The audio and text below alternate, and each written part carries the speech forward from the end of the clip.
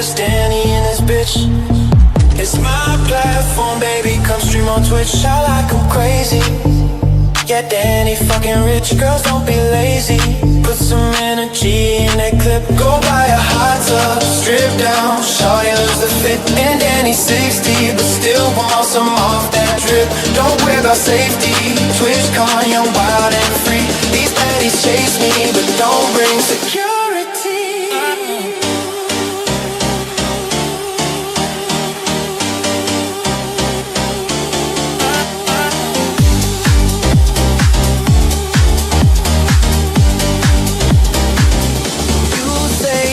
Greedy, cause it's a 50-50 split. And I don't care that you get a 95 on kick. Don't be so needy. Yeah, this a Gucci coming hit. If you're not happy, you can always leave it quick. Cause we got baddies, that's the most important bit. Come round and blow off. Yeah, right here it's live on Twitch. It's a soft core side. We got the girlies getting lit. Take all your clothes off. Get down and flash your tits.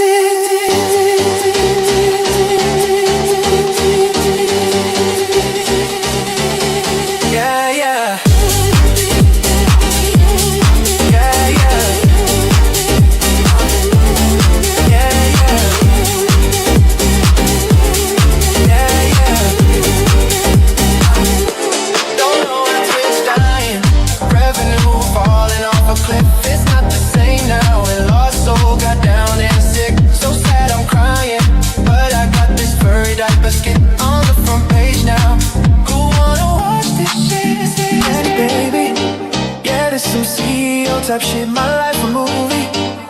TwitchCon, what's off the grid? I'ma watch some streams now.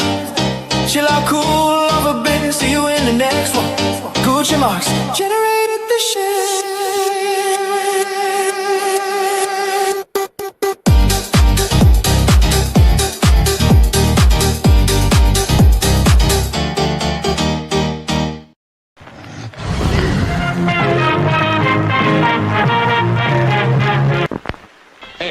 Persons under 18 will not be admitted. In a world where a checkered flag is just the start, meet Ryan Wheeler, the would-be champ who seems to have run his last lap. But when a mysterious figure offers Ryan a dark bargain, promising the throne of speed, he strikes a deal with the devil that will make him ride and die. From ball-busting YouTube sensation and Arkham Menard's NASCAR breakout racer Cody Dennison comes his first kick-ass comic creation. This won't be your average ride. It's a tale drenched in bone-chilling horror, soaked in violence, and wrapped around the curves of both the track and the sexiest women that'll make you forget the road ahead. Experience the race of a lifetime, or the damnation of your very soul. Will Ryan outrun his demons, or will he burn in the fiery pits of hell? Don't miss out. Get Cody across the finish line. Back Ride and Die on Indiegogo.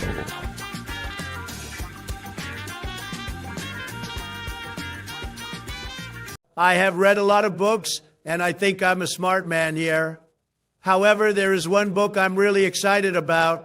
It's one coming out soon, and it will blow you all away. The book is called Ride and Die. It's about some race car driver and some big titty demons. My good friend Cody, aka Camelot 331, wrote it, and it is amazing. You should all go back it on Indiegogo, just like I have.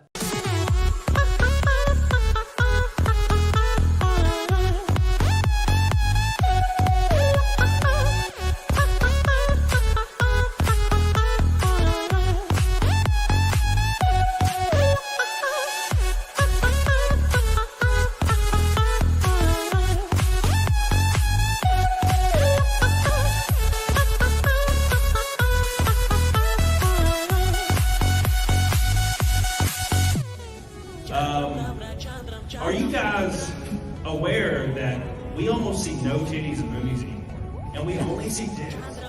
Has anybody noticed this? Yes, I love titties! Big old titties!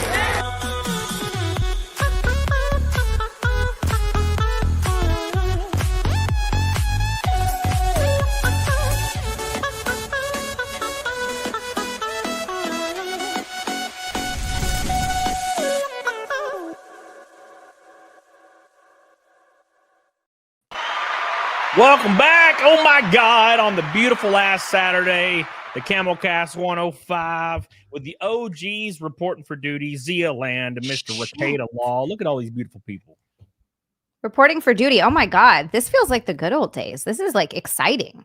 Yeah, dude, it was good. It was good times. It was back when there was things were simple, even though they didn't feel like it. You know how They were more simple. They were. No, you're right.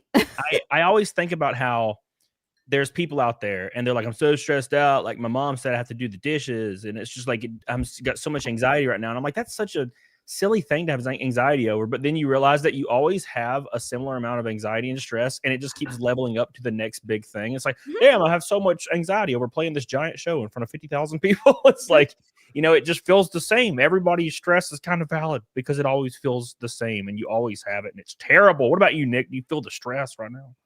Yeah, man. Yeah, I had kind of a rough week. Just some shit hit, and it's fine. All like everything's gonna be okay, but just some stuff, you know. And it was like really draining. And then you're just like, well, I don't know if I should do a show. Like, and then all of a sudden it's like, you know, 1 in the morning. Like, well, I didn't do one. It's like fuck. But yeah, I get it all the time. Yeah, that's what happened with me and Cecil. He fucked me.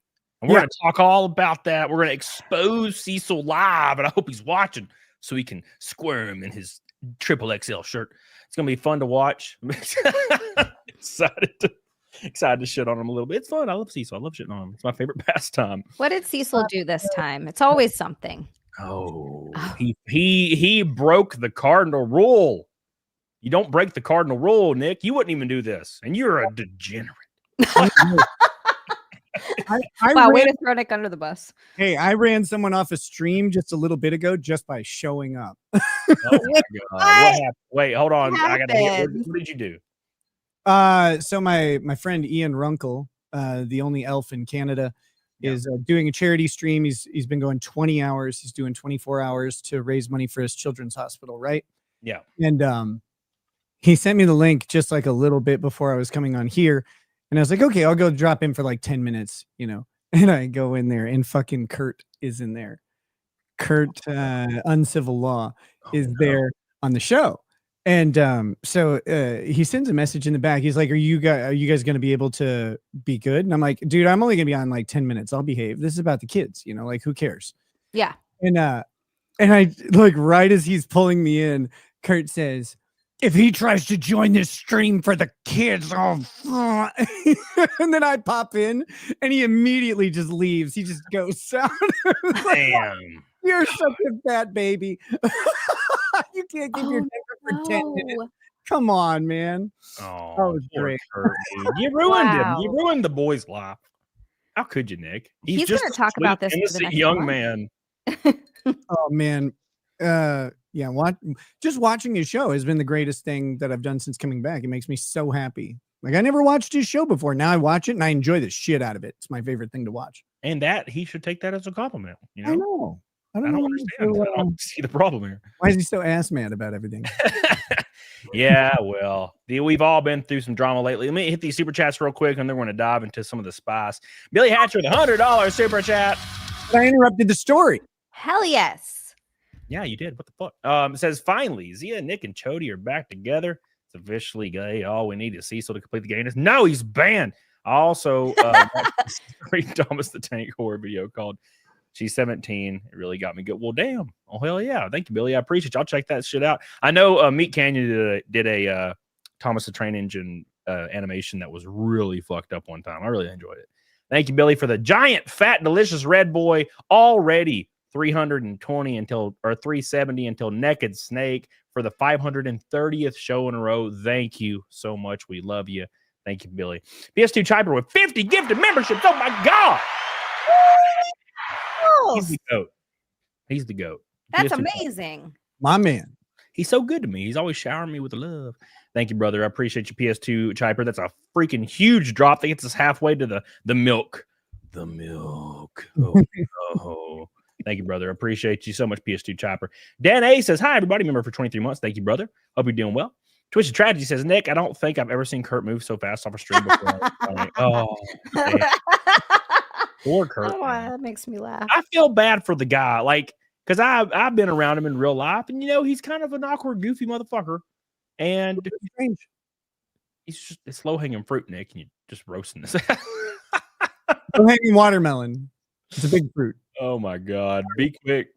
Did you hear that Nate the lawyer has a brain tumor? I hope he recovers swiftly. Thank you. Be quick. I did not hear that. That sucks, man. I did. I texted him just some, some well wishes and said I'd be praying for him and stuff like that. So, he did respond. I think it was right before he was going into surgery. So I hope he's got, some good results coming. Yeah, dude. That's a nightmare, dude. Thank you. And we're thinking about Nate the lawyer, man. Billy Hatcher says, for the Orange Boy of the Night. Thank you, Billy. I appreciate you, brother. Thank you for all your love, as per usual. Dan with 5 gift memberships. Thank you, brother. Appreciate you, dude. You are the man, the myth, the legend. And I will inform everybody, this isn't going to be like the Jack Show I was banned from, where I read super chats all night and just make money. That's son of a bitch. Anyways. Mine could be like that. I'm fine with it. That motherfucker was flexing his playboard, being like 6th in the world, and I was like, "You motherfucker!"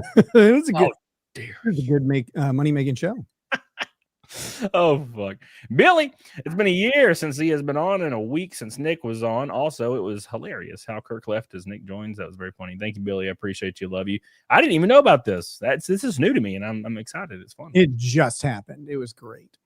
And because I saw Runkle streaming, and I think he made 60,000 when I popped in. I was like, damn, that's a lot. Hell yeah. For his charity. So that's really cool, man. Thank you, Billy. 75K now. That's crazy. That is absolutely crazy. Thank you, Billy Hatcher. I love you. I appreciate you. And we'll hit the rest here in a minute. Let me jump into the Cecil stuff a little bit, and then I'll elaborate on it, because there's a lot that went on. Okay. There's a lot that went on. And basically the gist of what started all this was I was on the Jack Show last Thursday, and I was not contributing at all. I was just playing NASCAR 25 because I was having a fun time playing the game. And I was listening, and they started, kind of arguing back and forth, and it kept elevating and escalating for like an hour. And I was just listening. I'm like, damn, they're freaking out. And that's usually the end of it, right? That people yell at each other, and then you call it whatever. We're all good. Well, John Malin, who is a host of the Jack Show, announced on Twitter that he was quitting the Jack Show forever. And he's been on the Jack Show for a long time. So this upset Anna, that Star Wars girl, because she was blaming herself for the whole argument that had happened on the Jack Show. And I didn't think she was really at fault. I reacted to it.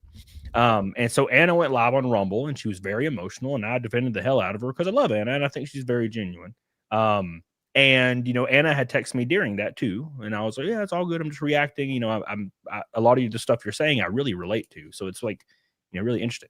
Anyways, so that's what happened. Now Monday hits, and I'm like, Cecil asked me if I wanted to come on Jack Show Thursday. And from what a lot of people are saying, although I didn't believe this, it was going to be the last Jack Show. And I was like, well, yeah, I will come in full force, full energy to do anything I can to make it successful, because I love Cecil, I love Anna, and I want the show to be kick ass. So I will be there, and we'll go ham as hell. And Cecil was like, all right, cool. So I'm going to be on the Jack Show. So a few days later, I text Cecil, Jack Show still on. We're still on for the Jack Show. He's like, yeah. I'm like, all right, cool. What channel is it on? It's on his channel. All right, cool. So I clear my schedule, because I was actually planning on streaming, but I was like, if I want to do the Jack Show, I'm going to do the Jack Show. So I didn't schedule. I didn't do anything else. And I put a John Malin costume on. I had a beanie, and I had glasses on and everything. And I changed my name to Kalen with a C. And I was like, this is going to be hilarious. We're going to have a great time. And I joined the stream, and I was sitting in chat, and Cecil said, everybody was like, hey, send Camel off the link, because I had announced it on my Monday show and my Wednesday show that I was going to be on the Jack Show when I had Critical Drinker on and all that stuff. So, yeah, I'm sitting. Why would you ever do that? Yeah. Don't do anything ever. Yeah. So I'm sitting in the chat, and Cecil's like, hey, we're going to talk for a little while, and then we're going to send you the link. And I'm like, oh, well, okay, that makes sense. Sure. Whatever. And I later find out that he was never going to send the link. That was just like don't freak out thing. Should have just said it. It'd be fine. And keep in mind, at this point, I had no idea what was going on. So I just never went on the Jack show. I never got the link. No one ever got the link. Which is fine. That's completely fine. No big deal. So, what did Cecil do to get you to change the story? What do you mean? We know you sat in the back room for 3 hours crying like you're Well, back there, I have no friends, and sitting there crying the whole time. Well, I legitimately. So what did he do? What's he got on you? I legitimately was frustrated because I had basically wasted a night. I was kind of pissed because, I didn't want to. I was sitting there for 3 hours doing nothing, sitting watching the stream, like waiting, and then I kind of got the gist of it. But at any rate, I put that tweet out there. That's later on in the story. It was just for fun. It was a meme. But at any rate, I was legitimately frustrated, and I don't mind talking about it. I told Cecil the same thing. I was legitimately kind of like, what the fuck's going on here? I don't mind not coming on at all. It's fine. But no one told me anything. I was just sitting there. And it was the reason I started getting frustrated was because I was drawing parallels with Anna saying, I wish we would have at least got a text from John Malin that this was going to happen. And I was sitting here like, oh, fucking me too. It's like, I wish I would have got a text that, hey, man, we're changing plans. And I'd have been like, all right, cool. And I'd have fired up a stream. I'd have been cold. Yeah, I'd get it. So, but at any rate, I was kind of bummed out because I defended Anna really, really hard, and I love Anna, and there was just like this weird. I just never heard anything, and it was kind of strange. So, I text Cecil, and I was like, "Hey, man, just letting you know, I cleared my schedule. I sat in the chat. I never got a link. Just for future reference, if there's plans that are going to change last minute, just let me know." Because it was kind of fucked up that I was just sitting there and not knowing what was going on and just sitting there wasting my night. And then he responded immediately and was like, dude, I'm so sorry, blah, blah, blah. It was out of my control, blah, blah, blah. And he went out. He didn't have to do this, but he went on Twitter and made this big statement that he was apologizing to me. And I was like, that's fine. I don't mind. That's the kind of guy I am. As soon as I start feeling a little bit too much frustration, it'll only get worse unless I contact somebody. So I'm like, I gotta text Cecil because I'm going to just get more angry. And I don't like feeling like that. So I just texted him and was said my piece. And I'm like, all right, cool. And then he was cool about it. And he apologized on Twitter, which wasn't necessary. And then I quote tweeted it with the picture of me as John Malin. Waiting in the back room. I ratioed him. And I was like, yeah, motherfucker, got your ass. Got your ass. Hey, speaking of getting your ass, I'm going to be right back. My camera's really fucking choppy, so I'm going to reset a couple things. I'll be back in just a couple minutes. Sure. So what's your take? There's a little bit more to it, but what's your take, Zia? I mean, it's nice that he apologized and everything, but what's the reason out of their control? What happened that you didn't get sent a link? I'm just curious. Well, I think if we're looking at it from a very reasonable perspective, which is the perspective we should look at it, is Anna probably just didn't want any guests, especially not guests that had reacted to her Rumble stream. But you were defending her. Now, sure, but she might have not had my stream on. She might have had it on mute, right? I wouldn't know. I haven't talked to her. I sent her a message right when I saw that Rumble stream before I ever reacted to it. And I was like, I hope you're doing all right. This sucks. You're echoing a lot of stuff that I have experienced, where you think you're friends with somebody and then randomly they drop you like a rock and they hate you. And you're like, what the fuck? Over you just appearing on a stream or maybe quote tweeting somebody they don't like. And all of a sudden they hate you with a fiery passion. You're like, whoa, I drank with you in real life. Why do you hate me now? What the fuck happened? Just weird internet stuff. So I was totally relating to that. Which is why I wanted to cover it in great detail, because I feel like it's something that a lot of people that are not creators, they don't understand at all, or they have a perspective of at all. You know what I'm saying? They don't have that perspective that creators they generally see you as colleagues and put a knife in your cheeks if it's profitable, right? That's kind of, so I was wanting to talk about that, and I'm not saying that's what Cecil did at all. Obviously, I'm not connecting those two things. I'm just saying. We got it. We're putting it together in our heads. Damn you, Cecil. Damn. But at any rate, no, we apologized, and I tried to get Cecil on tonight because I was like, he owes me now. Yeah. Yeah. Hit him up for that. Make And sure he he was like, pays you back. he was like, I'm out of town, and I'm like, you Damn it, Cecil. motherfucker, you Damn fucking it. me again. How dare you? How Um, he has no shame. Yeah, I think this is one of those things that's not really like worth being super upset about, especially if it's a friend. But you made your feelings known, and I think you're completely reasonable. I think it's very reasonable to be like, "Hey, man, just let me know."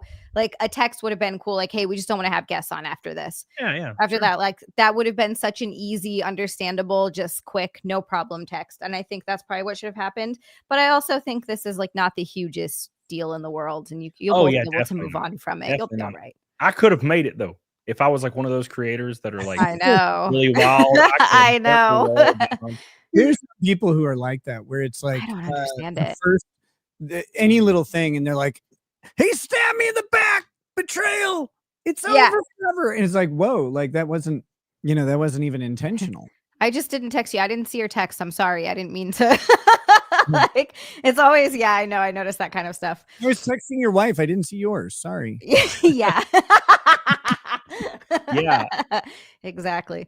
But that's the thing. Yeah, it was a silly little thing, and it got me really. I don't get frustrated often, but it got me like legitimately like frustrated. I'm like, I was told.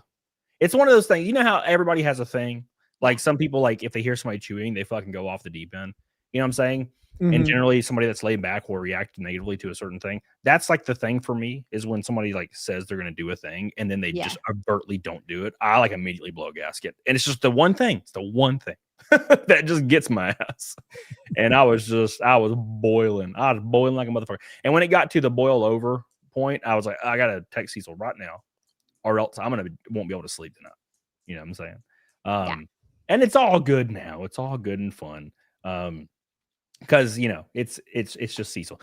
Shadow Cat says Axel was put to rest Tuesday morning, surrounded by their entire family, surrounded by love. He was my best friend half my life, and his losses felt greatly. I'm going to miss my fluffy buddy. But we'll miss Axel as well. You always talk about Axel in the chat, so we love you and we hope you're doing all right. And we're thinking about old Axel because I got a bunch of little scraggly boys running around my house, and I dread the day any of them go away. One of them's very close right now, and it's brutal.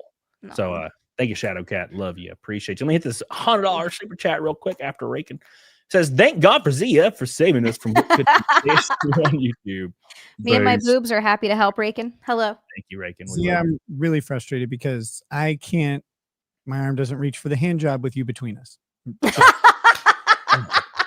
That's our oh my God, I'm a hand job buffer. That's our trademark thing. And Zia's ruined it. I've ruined it. Okay, there we Thank go. you. There we go.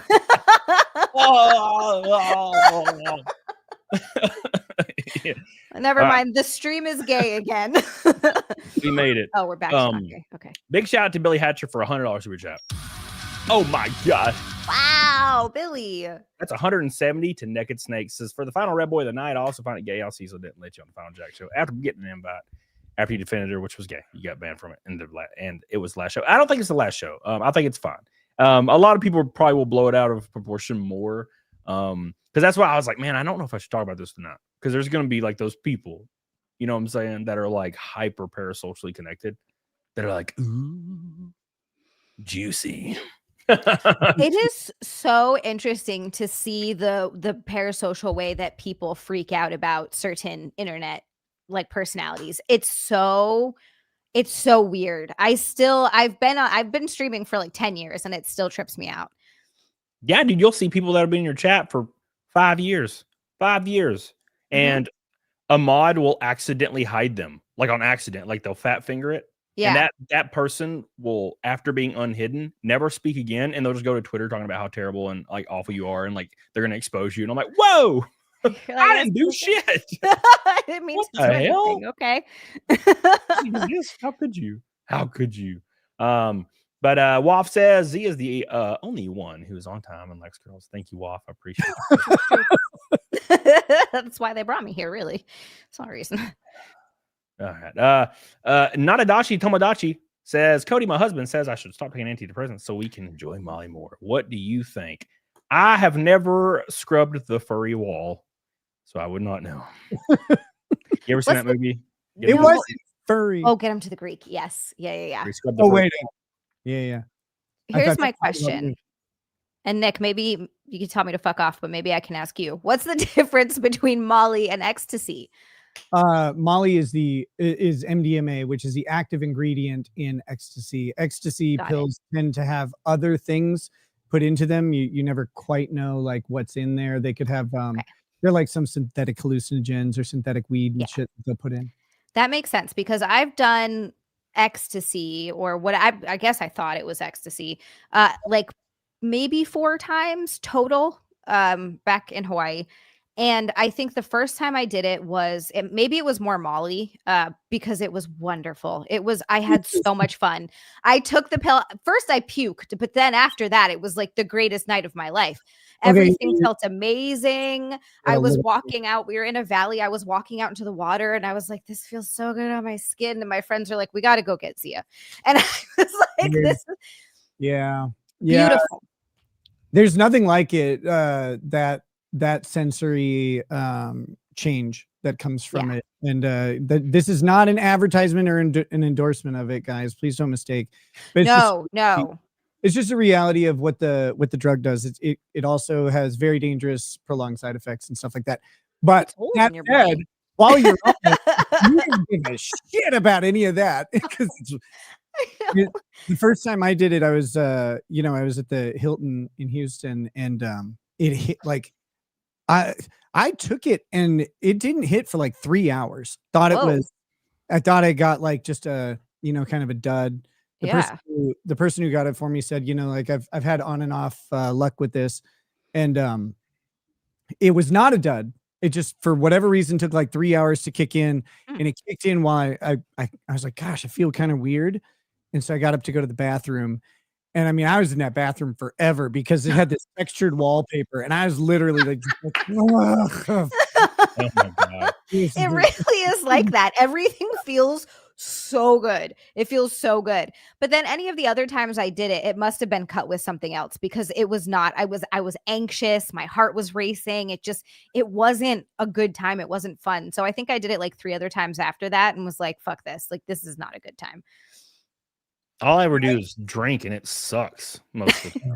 Yeah. Well, if you like several of psychedelics, if you're not in like a perfect place, Molly can like amplify a bunch of negative feelings similar to ecstasy. And the other thing it does is it really depletes serotonin.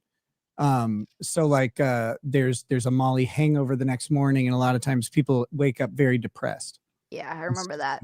It's just none of it is worth it. It's the same thing with like alcohol for me. I mean, obviously I need to get sober for a lot of reasons, but I definitely don't miss, like, I mean, there were times I'd wake up the next day and I was so hungover that my entire body felt like it was vibrating, and it was just like the worst. It was the worst I ever felt. It was fucking horrible. And I do not miss that.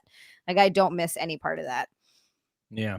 I would not know. Maybe when I'm like 80 and I'm tripping balls already, just make it even crazier. Freaking the fuck out as an 80-year-old man. Now, Chiron says Runkle's just short of 80K. Kurt's back in, heard his voice, and was once again reminded that it sounded like he is always mushmouth. Dropped a dono there because no greater cause than helping kids. Thank you, Mal Chiron. Appreciate you, brother. I'm gonna pull that clip up here in a second because I want to see it. Okay, do you have it? Someone sent it to me. Somebody already sent it to me too. Like, watch it and react now. Grifty, my boy, says this will be cooler if I could talk shit to Cody in an AI Pippa voice. Get him on super tips. Thank you, Grifty. I appreciate you, brother, for all the love, Grifty. Dude, I've been hearing a lot about super tips, so that might be something in my future. Thank you, brother. I appreciate you. All right, here we go. Let's pull up this. Thank you, Joseph Fazio, by the way. I'm pretty sure this is the clip. It's just on my screen already. Let's pull this up and see what it looks like. The bully that is Mr. Rekieta. Always bullying everybody. I can't help it. You're just a big bully. When I laugh at stuff, people think it's offensive. You gotta go doctor calls. Great. Thanks, Nate. The doctor may have objections to what's happening right now. If he tries to join the stream for the hospital, I swear. Hey, what's up, guys? This is gonna be nice because like this is about so much more than any personal beefs or anything like that. Just charity. That was good. Hey guys, that comedic timing was unbelievable. It's like if he tries to join, I swear. Hey guys. I love how quickly he X'd out of there. Oh, that was so funny. Is amazing. You know what? I learned something today. I didn't know they made vaginas in 400 pounds. Like I didn't know that they. Oh my god! The day that they do. You've obviously never seen the Super BBW subcategory. Listen, you better stop. Bucee is just bringing up the ancient lore of BBW. They got vagina lift. Yeah, they're really big. Like huge. Wait, you can get like vagina fattening surgery. Did you know they have a tightening surgery? Not the actual vagina, but the skin around it. Like yeah, dude. Oh, it's called like Ozempic vagina or something like that. Like if they lose too much weight, it gets loose down there. Oh my god! Now, look, dude. Look, I'm not trying to be vulgar here, but sometimes it looks like an Ood's face from Doctor Who. You know what I'm saying? No, that's different. That's a labiaplasty. That's a different thing. That's when you got it's the stuff around it. You don't have to act it out, Zia, on stream. But it's you. Let me show you guys what this looks like. Look, I've had both. Look at this. It's educational YouTube. Okay, let me just. No, it's real, Slasher. I swear to God, we talked about it on I think Zach's Midnight Spook or not Midnight Spook show, Morning Zoo on Gas, and they actually brought up a picture of it so you could see the before and after the tightening procedure. So it looks like a grenade went off before, and then after it just looks like No, it's when a fat girl loses a bunch of weight. There's like excess saggy skin. Oh, this is about fat chicks. This whole time, I thought we were talking about fat ladies. Oh my gosh, I did not know that. So like, that makes sense. So this like is the roast beef restaurant here, bro. That's a different thing. That's labiaplasty. That's where they trim things up, even it up, and make it all pretty down there. I've been on the internet for a long time, and I've never seen the fat girl, not fat girl vagina flop. I've never seen that. It was new to me too. I saw before and after picture, and I was like, wow. That's cool. That's proof that Jesus is working in the world. Yeah. We can't do nothing about our penises. It sucks. I mean, we can go to Russia and get them to pull some slack out, but you can get stuff done. Chad Ochocinco is an advocate of penis enlargement surgery. He went from 3 inches to 11 inches. Whoa, that's a lot. No, 3 to 11? How'd they do that? They take this. I haven't seen the procedure, okay, but I saw it was on Instagram reel, and the doctor is like, here's what 3 inches look like, and he was loosening up the synthetic fat that they put in there. I don't know, but like.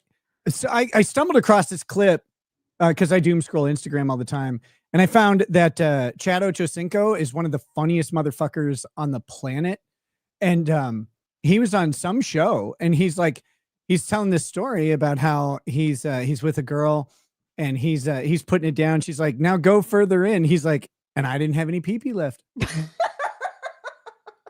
I didn't have any left. So he's like, it was $8,000. Took about 45 minutes.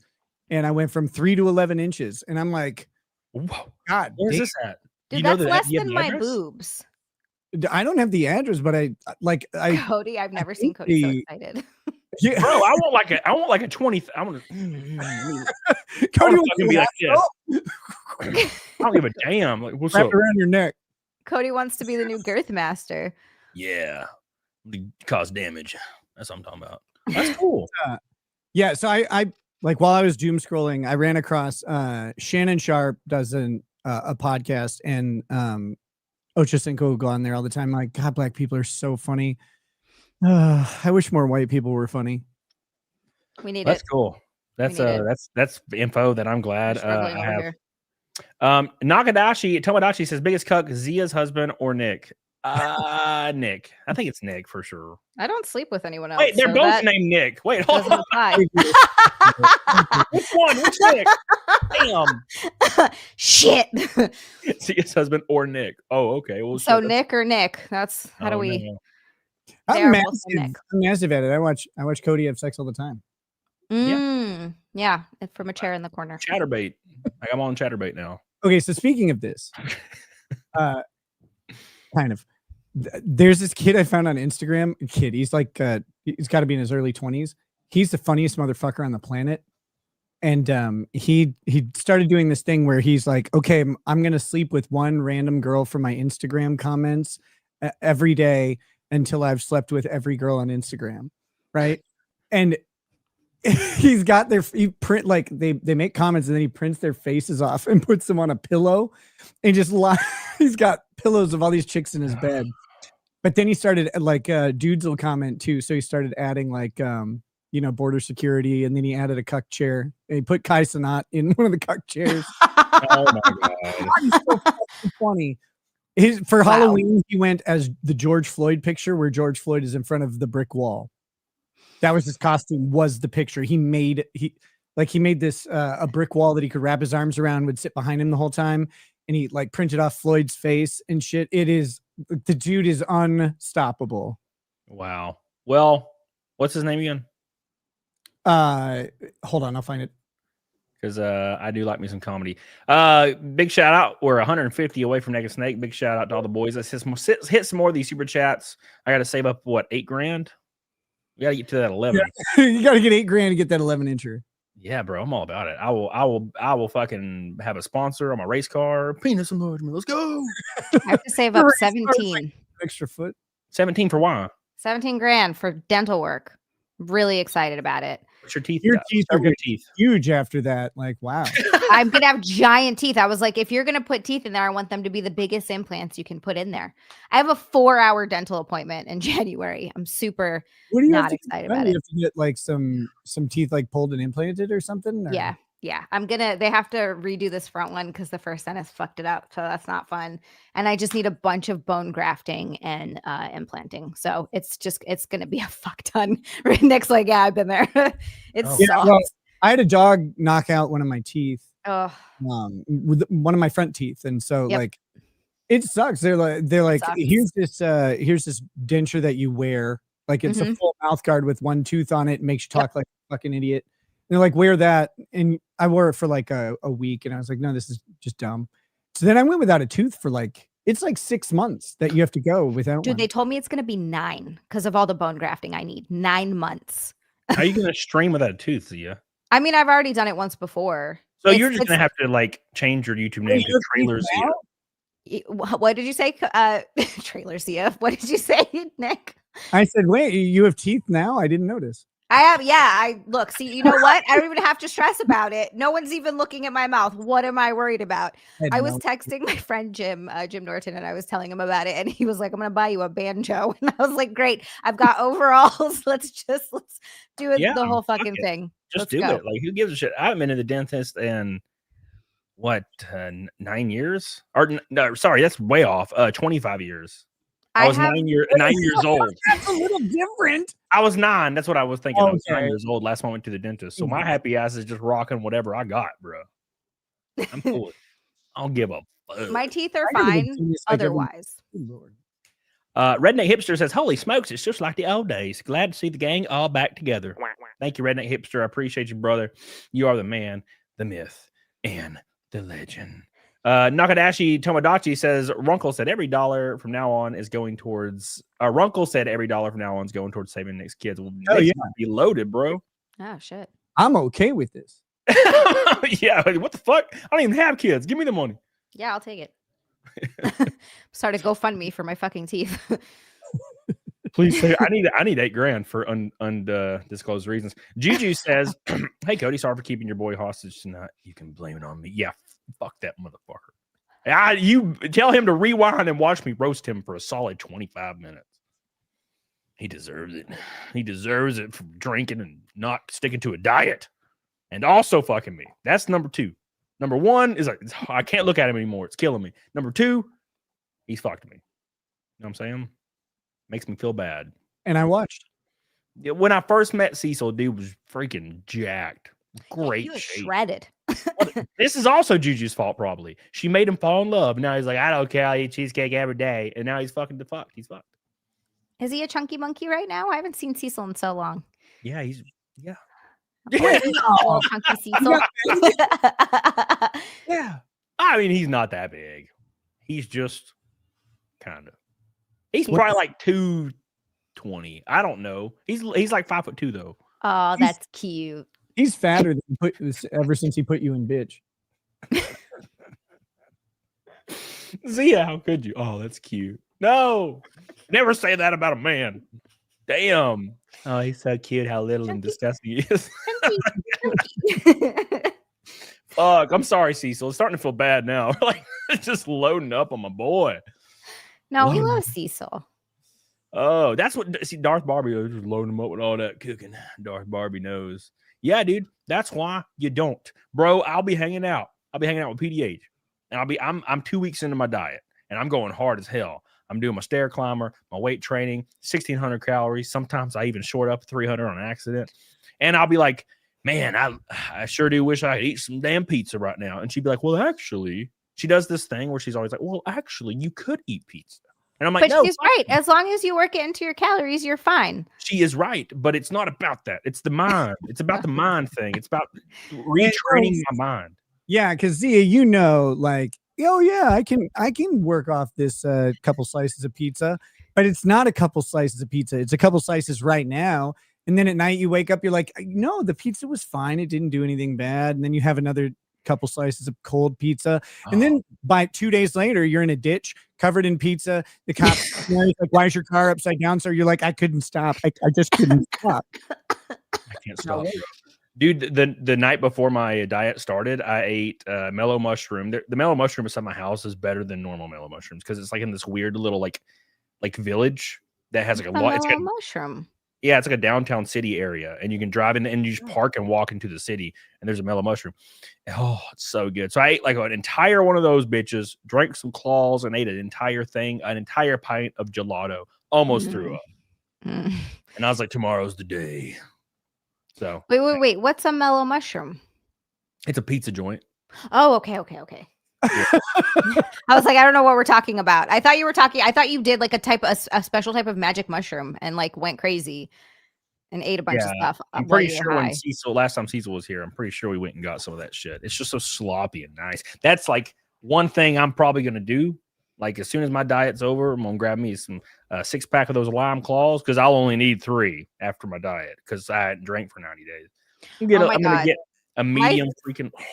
My favorite Cody recipe will always Cody recipe. Jesus Christ. My favorite Cody memory will always be you getting drunk at Content House because you were in the middle of your cut at that time and you had like, I don't know how many drinks, not much. And you were so drunk and it was amazing. And I know I tell this story all the time, but it makes me laugh so hard because you just kind of come up and you whisper like you're confessing to me. Like, I had a bite of pizza. Like, I look in the pizza box and there's one piece of pizza with a bite taken out of it because he was supposed to still be on his cut. When I picked him up from the airport, we went immediately to the grocery store to buy a bunch of healthy shit. Like we went there first and then we ate first, then went to the grocery store so we could get that. It was so great. And then he was just like by the fire the whole night. Yeah, I got lit up because I hadn't drank in like 90 days. Drunk. And I just found out I was going to be racing, and I was like, I had time to celebrate. And this is when it all first happened. And I ate one little bite of pizza, and I drank like 2 or 3 Jack and Cokes, and I was so funny. Zia had these freaking like gym leggings on. I'm pretty sure I told you. You did. I was drunk enough.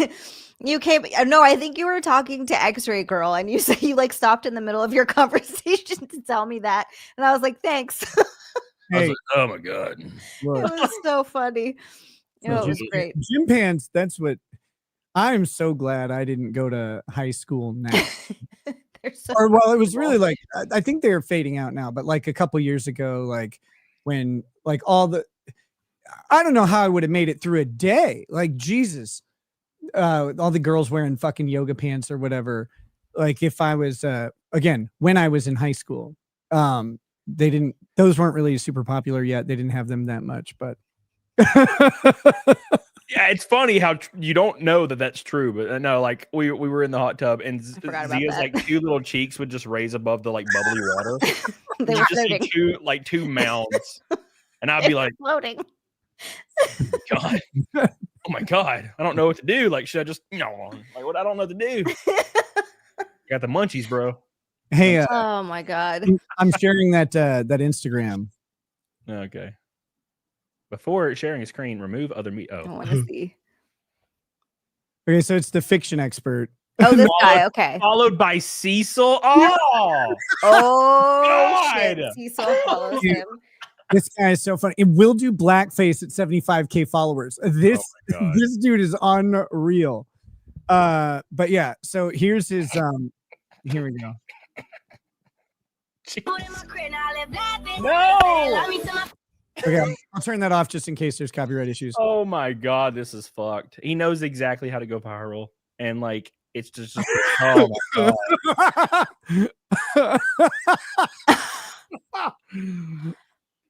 Oh my God.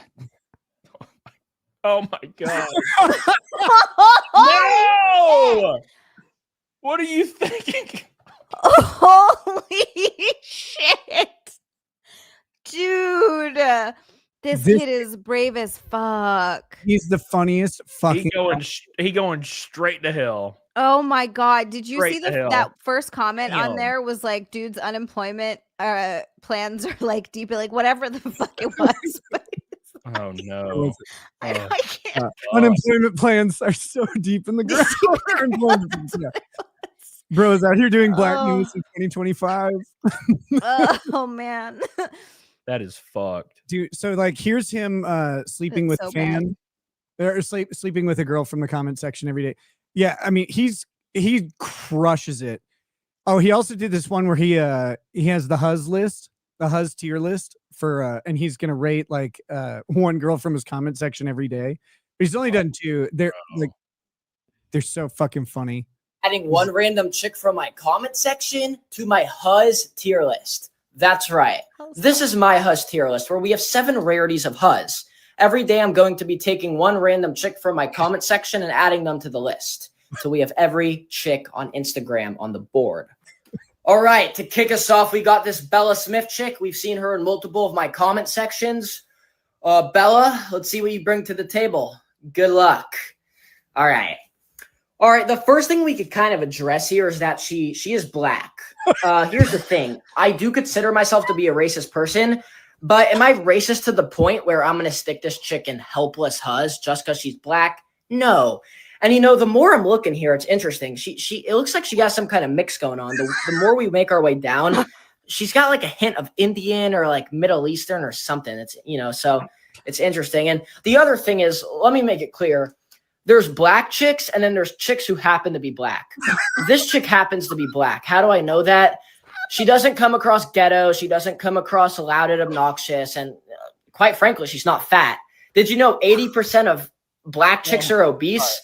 That's how you know this chick just happens to be black. She's looking a little more foreign-y black as well. Like she's like Nigerian and like a little Indian or something.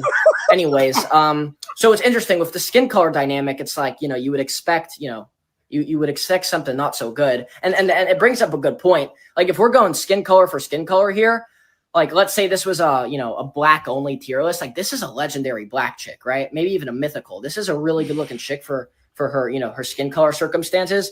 So I'll cut to the chase here. I think we're looking somewhere in the middle of the board. Like I'm thinking average or epic. I think that's where we're at. Some of these she's looking a little more epic. Some of them she's looking a little more average. I'm going to lock in average, okay? I'm going to lock in average. But again, you know, let's say average wasn't an option. I would lean epic over mediocre. So we're going to lock in average for Bella. Day one. That He's the funniest fucking, Unbelievable. like I can't believe he's able to do this. Dude, how has his account not been taken down? I don't understand. That's unbelievable. Like I lost my shit when he's like, but as you've noticed, she happens to be black. I'm like, oh my God. No, he's gonna fuck up here. Dude, Well, Frank he's in gonna the be chat, famous who knew at what Anthony cost? Cumia had a son? At what cost to be famous, sir? At what cost? Oh my fuck, God. that's rough, bro. I don't think he's ever gonna. He might never get a job. He- He might never get a job. I'm guessing he's going to be okay because he's going to be fucking loaded off of social media. Not if they kick him off social media. No, somewhere else. It's a risk profile there, but a little bit of a risk there. Right. Oh my God. The sad part is, and this is the sad part, this happens with everybody as a content creator. If you are not on a stage with a microphone and it doesn't have Comedy Store logo behind you, Yeah. everything you say online is taken by about 10% of the population that watch it as 100% statement fact that you mean that. yeah. Yeah. And there, That's even what sucks. he's obviously like a extremely talented comedian for sure. There's gonna be a ton of people that see that shit being like, he means this stuff. He means this. Like I tweeted one time that like women are dangerous drivers or something as a joke, and dude, it was like on fucking Reddit and shit. Oh my God. How could you? I'm like, what the fuck? I literally was touring with Nick as a comedian like last year. The fuck? Yeah, no, that's what my tweet was about yesterday. I think I tweeted it. Maybe it was today. I was like, when did the internet get so fucking gay and boring? Like, it used to be funny and like you tell jokes or whatever and people would laugh along. And now it's like you tell a joke and they're like, no, you mean that. It's like, okay, you got me. Actually, yes, that's what I mean. I literally mean execute all the children in Sudan. That wasn't a joke. I never said that joke, but I don't know what else to say. But you know, Speaking of jokes, Slosher with a pink boy says, is this dude's username Adolf Rizzler? He's like Gen Z Archie Muncher. Big shout out to my boy. Thank you, Slosher, for your Canadian Red Boy, which is exactly 27 cents American. I appreciate that, brother.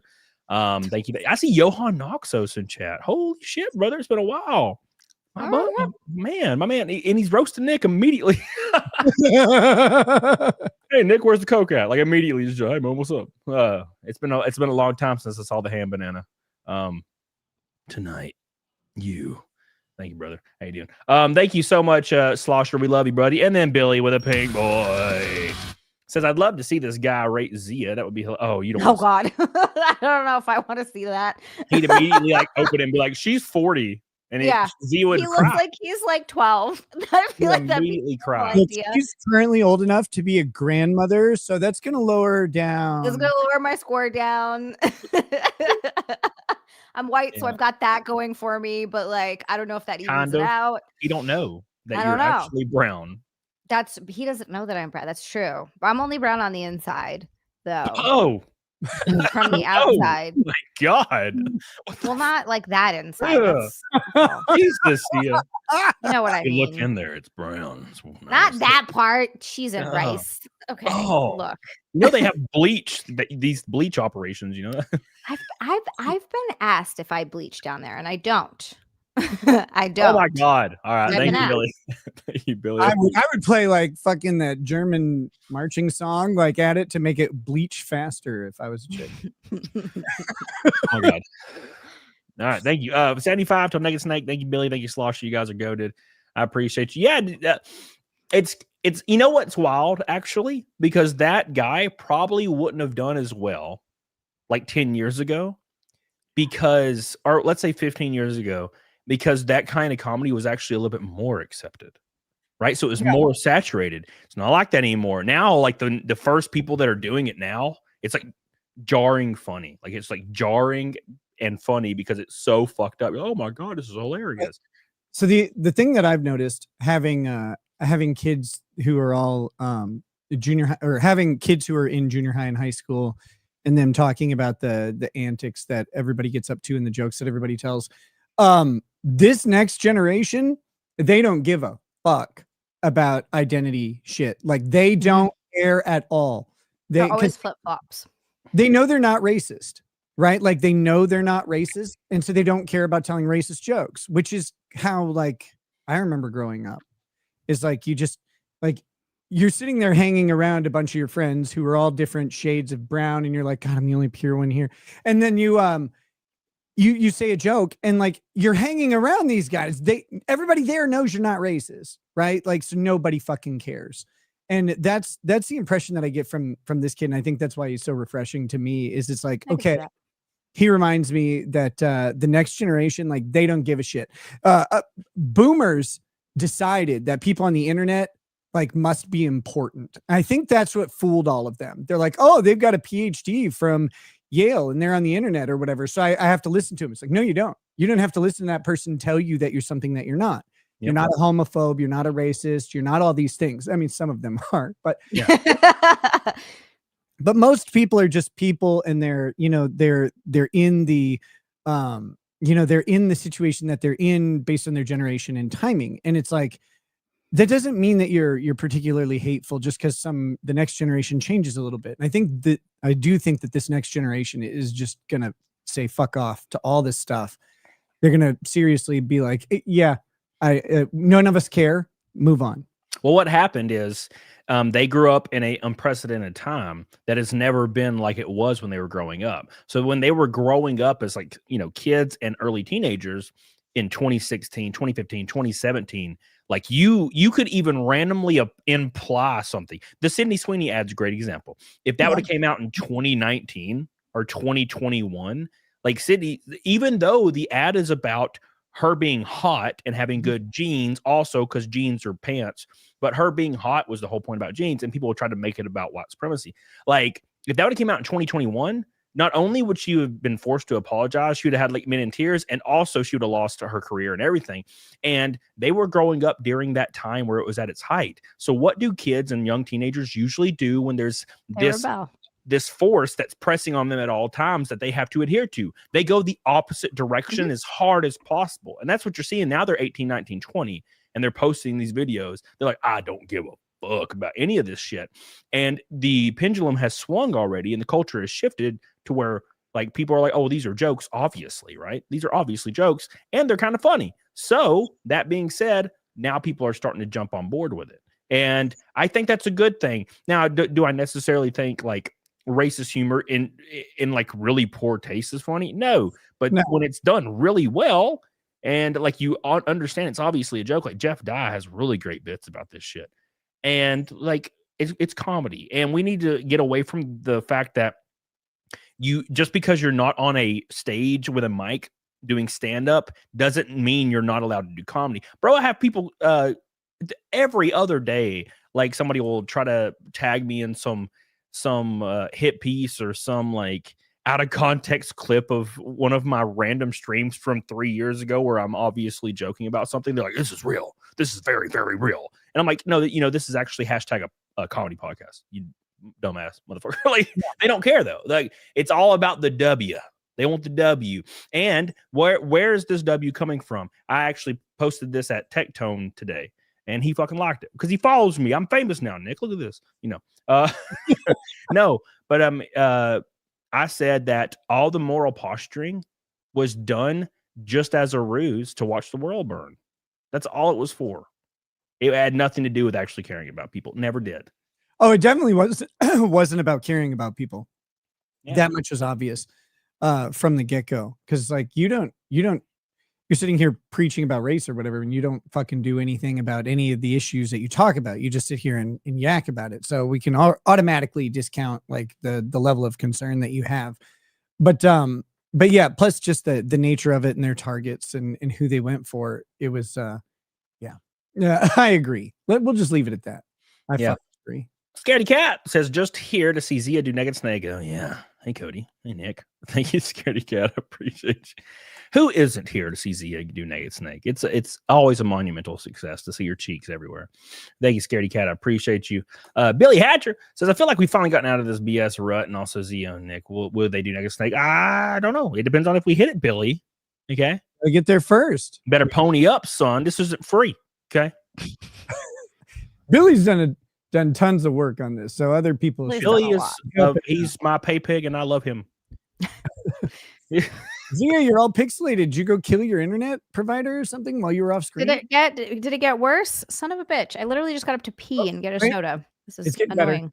Yeah, it's just one of those things where you turn it back on. And yeah, take your shirt off, and we'll find out if it's like really. Oh, no! Yeah. I finally have got numbers on my streams again. We're doing Naked Snake. Yeah, not right now. Oh, we didn't hit it yet. Okay. Camelot. Keep your shirt on, okay? I'm trying to survive out here in this dangerous world. It's dangerous. What do you think, Nick, about Everybody clip Camelot saying "keep your shirt on" and post it everywhere. See, he's gay. We knew. Everywhere. Yes. Hey, ain't nothing wrong with a big old fat penis. You know. There was a picture of one online one time. It was glorious. It was so shiny. Well, I'm What sorry. was shiny? This is the early days of the internet. You wouldn't understand. What was Let's shiny? go back through this. I need to. So, what was shiny and glorious? No, okay. Here was the meme. It was like back in the It's day. meme now. Yeah, back in the day on 4chan, like in 2004, 2005, 2006. I was a teenager. So I go to like /B or whatever, back when it was like funny to go to /B. Now it's not, it's terrible. I haven't looked at it since I think 2019. I went and looked at it for a second and it was atrocious. But so it was like 2004 or 6. There would always be an uncut versus cut thread. Always, every day. Yeah. And it would have this picture, and usually it would eat whichever one they were trying to like win. They would always post an ugly version of each, right? But when they always post the good version of cut, Hey, can you tell me about like what a handsome dick and an ugly dick look like? that's where I'm getting. So Okay, I'm getting good. there. I want to hear how. Did you find yourself on this thread, Cody? No, so How many of those were yours? bro, I was 14. That shit looked like a grape. Anyways, I was a late bloomer. Okay, so this is why I need $8,000, Nick. So I'm still waiting to bloom. I'm still blooming. No, so there was one picture and it would say uncut. It would say uncut, and it would just be this mangled like anteater covered in scabs, looking like penis. And then it would be cut, and it would be this glorious, like pink, shiny, beautiful penis that looked like it was sculpted by like Leonardo da Vinci. I really enjoy listening to Cody describe a beautiful penis. His words. So cut, Pink, sculpted by beautiful. Leonardo da Vinci, so it's The had a best. man's hands all over it. Yes. Anything else, like veiny or not veiny? Like what do we? No, it was smooth. If there was ever if there was ever a contest, there was like an Olympics of like pretty penises. Wait, so you're not into a veiny wiener? No, Okay. why would you be? Okay. Anyways, That's what I'm saying. this is a long time ago, but I remember those threads. Spain's a character, man. And I got in a conversation with a girl about this years ago, and I was like, bro, there was this penis online I saw one time. It was glorious. And I looked so hard on Google. I was like, shiny, perfect. Like, I couldn't fucking find it. Perfect cock. And none of them that populated were even close either. None of It them was are as bullshit. majestic as that one you saw back then. It was like a Clydesdale, like the one, the fucking horse. No, horse dicks don't look like human dicks. What do you? No, but like the horse. Oh. Like the furry-legged horses. Oh my god. You guys just weren't there for the early internet days. Okay? I was there before you. Anyway. You were 14. I was 24. Oh wow. Yeah, well. Good Guys, time. I'm sorry. I cannot mitigate this gayness. I just can't. The early I internet can't was do fun. it. It was fun to be a teenager on the early internet days because everything was crazy. Everything. The no veins thing still has that's bothering me. I don't get it. You're like, no, I want a perfectly smooth shaft. Cylinder, just a cylinder, please. I'll order one cylinder. Scaredy Cat says Clearly, someone's never. she should just be full screen, and also why does Cecil keep pushing you aside, Cody? He's done it for years. Oh no, we're Years. actually Years, I Guys. tell you. we did get new. Look at them. They're cute. They have Adorable. little skulls and little flowers on them. It is November. You can't be wearing your skulls. No, these are year round. These are just my panties. I have a full suit that would match those. said the A skull full suit? suit of skulls and flowers. I'll send you a picture. Oh, I need to see this. Yes, please. Nick's first OnlyFans shoot was Zia. Skulls. Skulls. The skull pack. $9.99. There you go, guys. Slosher says, Nick, you don't have a law license, but you should be advising Cody to move on from this. No, I can't help him out here at all. It was funny. It was a funny time back in the day. It was a funny time. But no, It's a people. fun time when I was looking at those smooth shafts, going, God, they're so beautiful, glorious and pink and Practically illuminated. I don't think I've ever heard women talk this much about penises. Like, Have you I ever seen don't. that scene? Have you ever seen the scene in Superbad where he's drawing the penises and he's like, I'm working on this glorious one? Yeah, Trust. he's drawing them everywhere. That was me. That was me. I drew the penises in school. There's a subset of kids that just when you're in like grade school, you're like, I just draw penis on it. I'll never forget, man. I had a history book. It was 7th grade. And me and my friend Joe, we would just draw penises in the book in like imaginative ways to make it funny. And at the end of the year, like I thought we usually keep the books. At the end of the year, we were told we had to turn them in, and we were all just sitting there in class while she was grabbing them. And I was on each page, like erasing as fast as I could to get the penises out. I was freaking out. I thought it was the end of my life. So you were drawing penises and looking at penises. I don't know. I was not in 7th You grade. had to have reference, for the art. Yeah, I had to. Yeah, references, man. Come on. There was a Twitter account years ago. I don't know if it's still around. It was called like Drawing Dicks on the Baltimore Sun or whatever. And they would just take like the front page of the Baltimore Sun or Baltimore Times, whatever it is, that I think it's the Sun. And they would draw the giant, most veiny, erect cock, like right on like whoever was on the front page, just sticking out in pen, just in black pen. And it was just every day. It was just that. God, the internet used to be so funny. I know. We kind of got lame about it, didn't we? About everything. It's coming back though. Like it is. Like Asmongold said the other day that like the word retard was coming back in a big way. And anybody that knows the word retard is referring to like your friend being dumb or yourself being dumb or doing something dumb or silly, right? Or making a dumb statement. It does not refer to people with mental handicaps. It really never has. Also, otherwise I would never call a retarded person retarded. No, right. And also they say we're not allowed to call retarded people retarded anymore.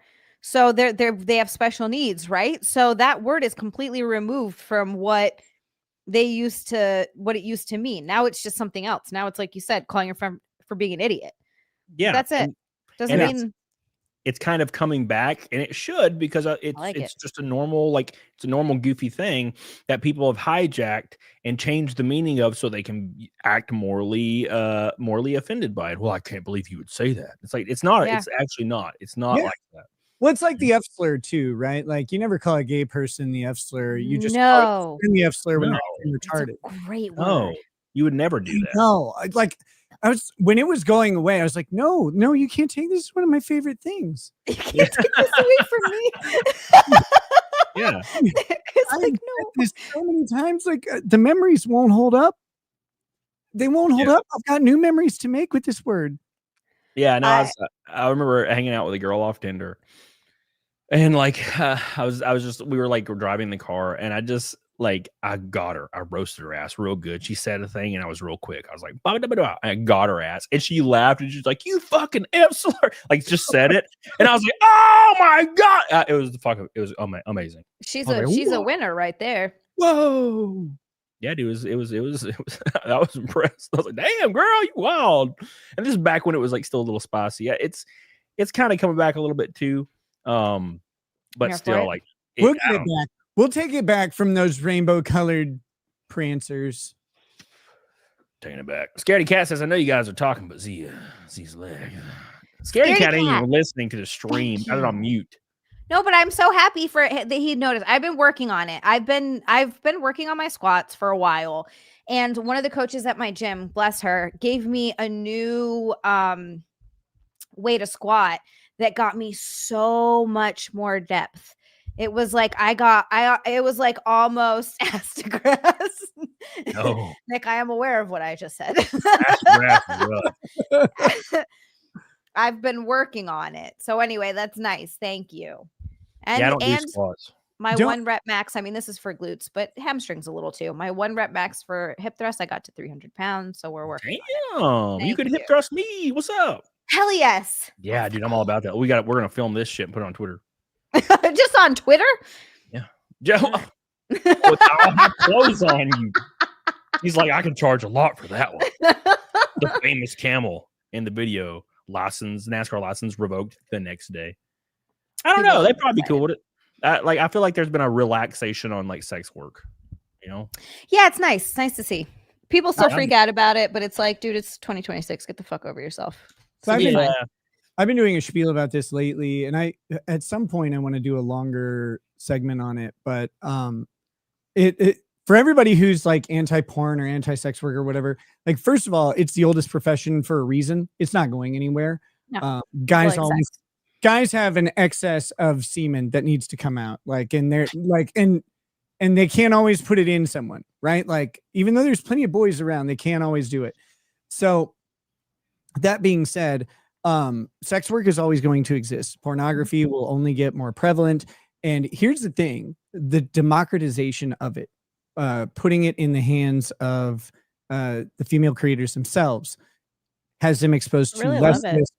less risk of exploitation, less risk of rape, less risk of all sorts of things that have happened in the industry. And also the income is going to the performer at a much higher level than in the in the classical pornography industry. I know someone who produces porn. I asked them, I'm like, how much do you pay these girls like for a set? And it's like $1,500 to $2,500 for one of these videos. And it's like, that's not a lot, like, because the decision still to do pornography, even if it's softcore pornography at this point, is still kind of taboo, and it will color like how things go for a long time in your life. Like it's a decision that people have to make in an informed way. Some of these girls are going into these shoots because they really need money now, like they need rent money now, and so they're going to do this and change the way their life is going to go for the next long time for $1,500 or $2,500. And it's like, I would much rather them do like be in control, take softcore shots on their own and make 10, 15, 20 grand a month rather than this one time injection after their other injection of $1,500. Like, and I think it's going to be destigmatized quite a bit, because I think eventually there's going to be so many people doing it that it won't be taboo that some kid's mom is doing OnlyFans or whatever. I don't think that's going to be a big issue too far down the road. Like porn stars have navigated this their whole life, and it's always kind of flown under the radar because it's a niche industry with a surprisingly small amount of performers. But with OnlyFans being as popular as it is, and however many creators there are succeeding on it, like it will become basically ubiquitous, and people would just go, yeah, I don't care. I saw your mom's nudes or whatever. And they'll go, good. Like, I hope you paid for them. Right. Like that's the goal is for you to see them. So yeah, I really think it's going to destigmatize, and people, I'm not like making a moral judgment on that, right or wrong. I'm saying there are benefits to it that are obvious that people seem to overlook in the discussion a lot.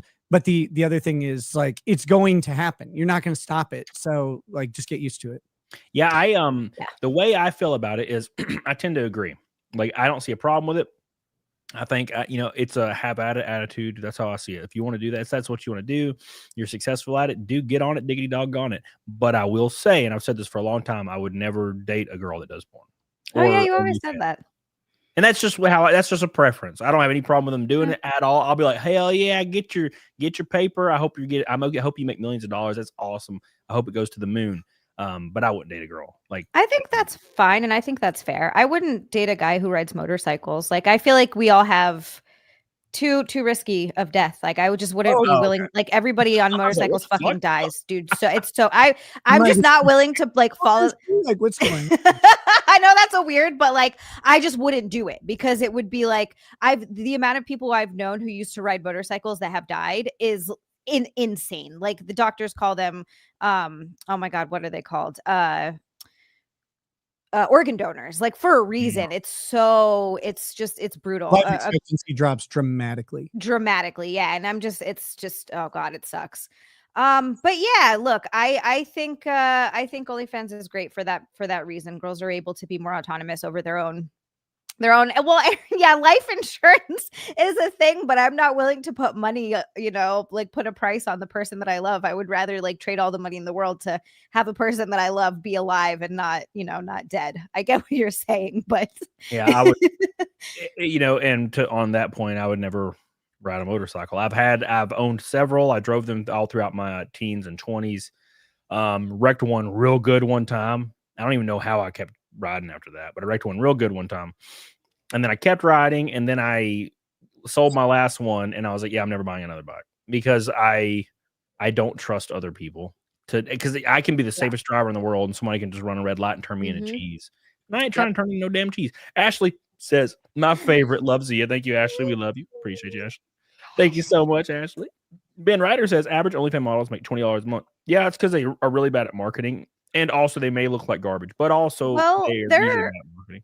There's a lot of reasons. Yeah, it's a lot. I think it's a lot more work than people realize it is. People think that it's just you take pictures of your boobs and put it out there. Bitch, it is full time. It is a lot of work. If you don't already have a following or have a platform or have people that know who you are, the chances of you making money are very, very low. Just like you're Twitter. trying. Yeah, you're trying to stand out in a sea of people. And if they don't know who you are, how the fuck are they going to know what you have out there?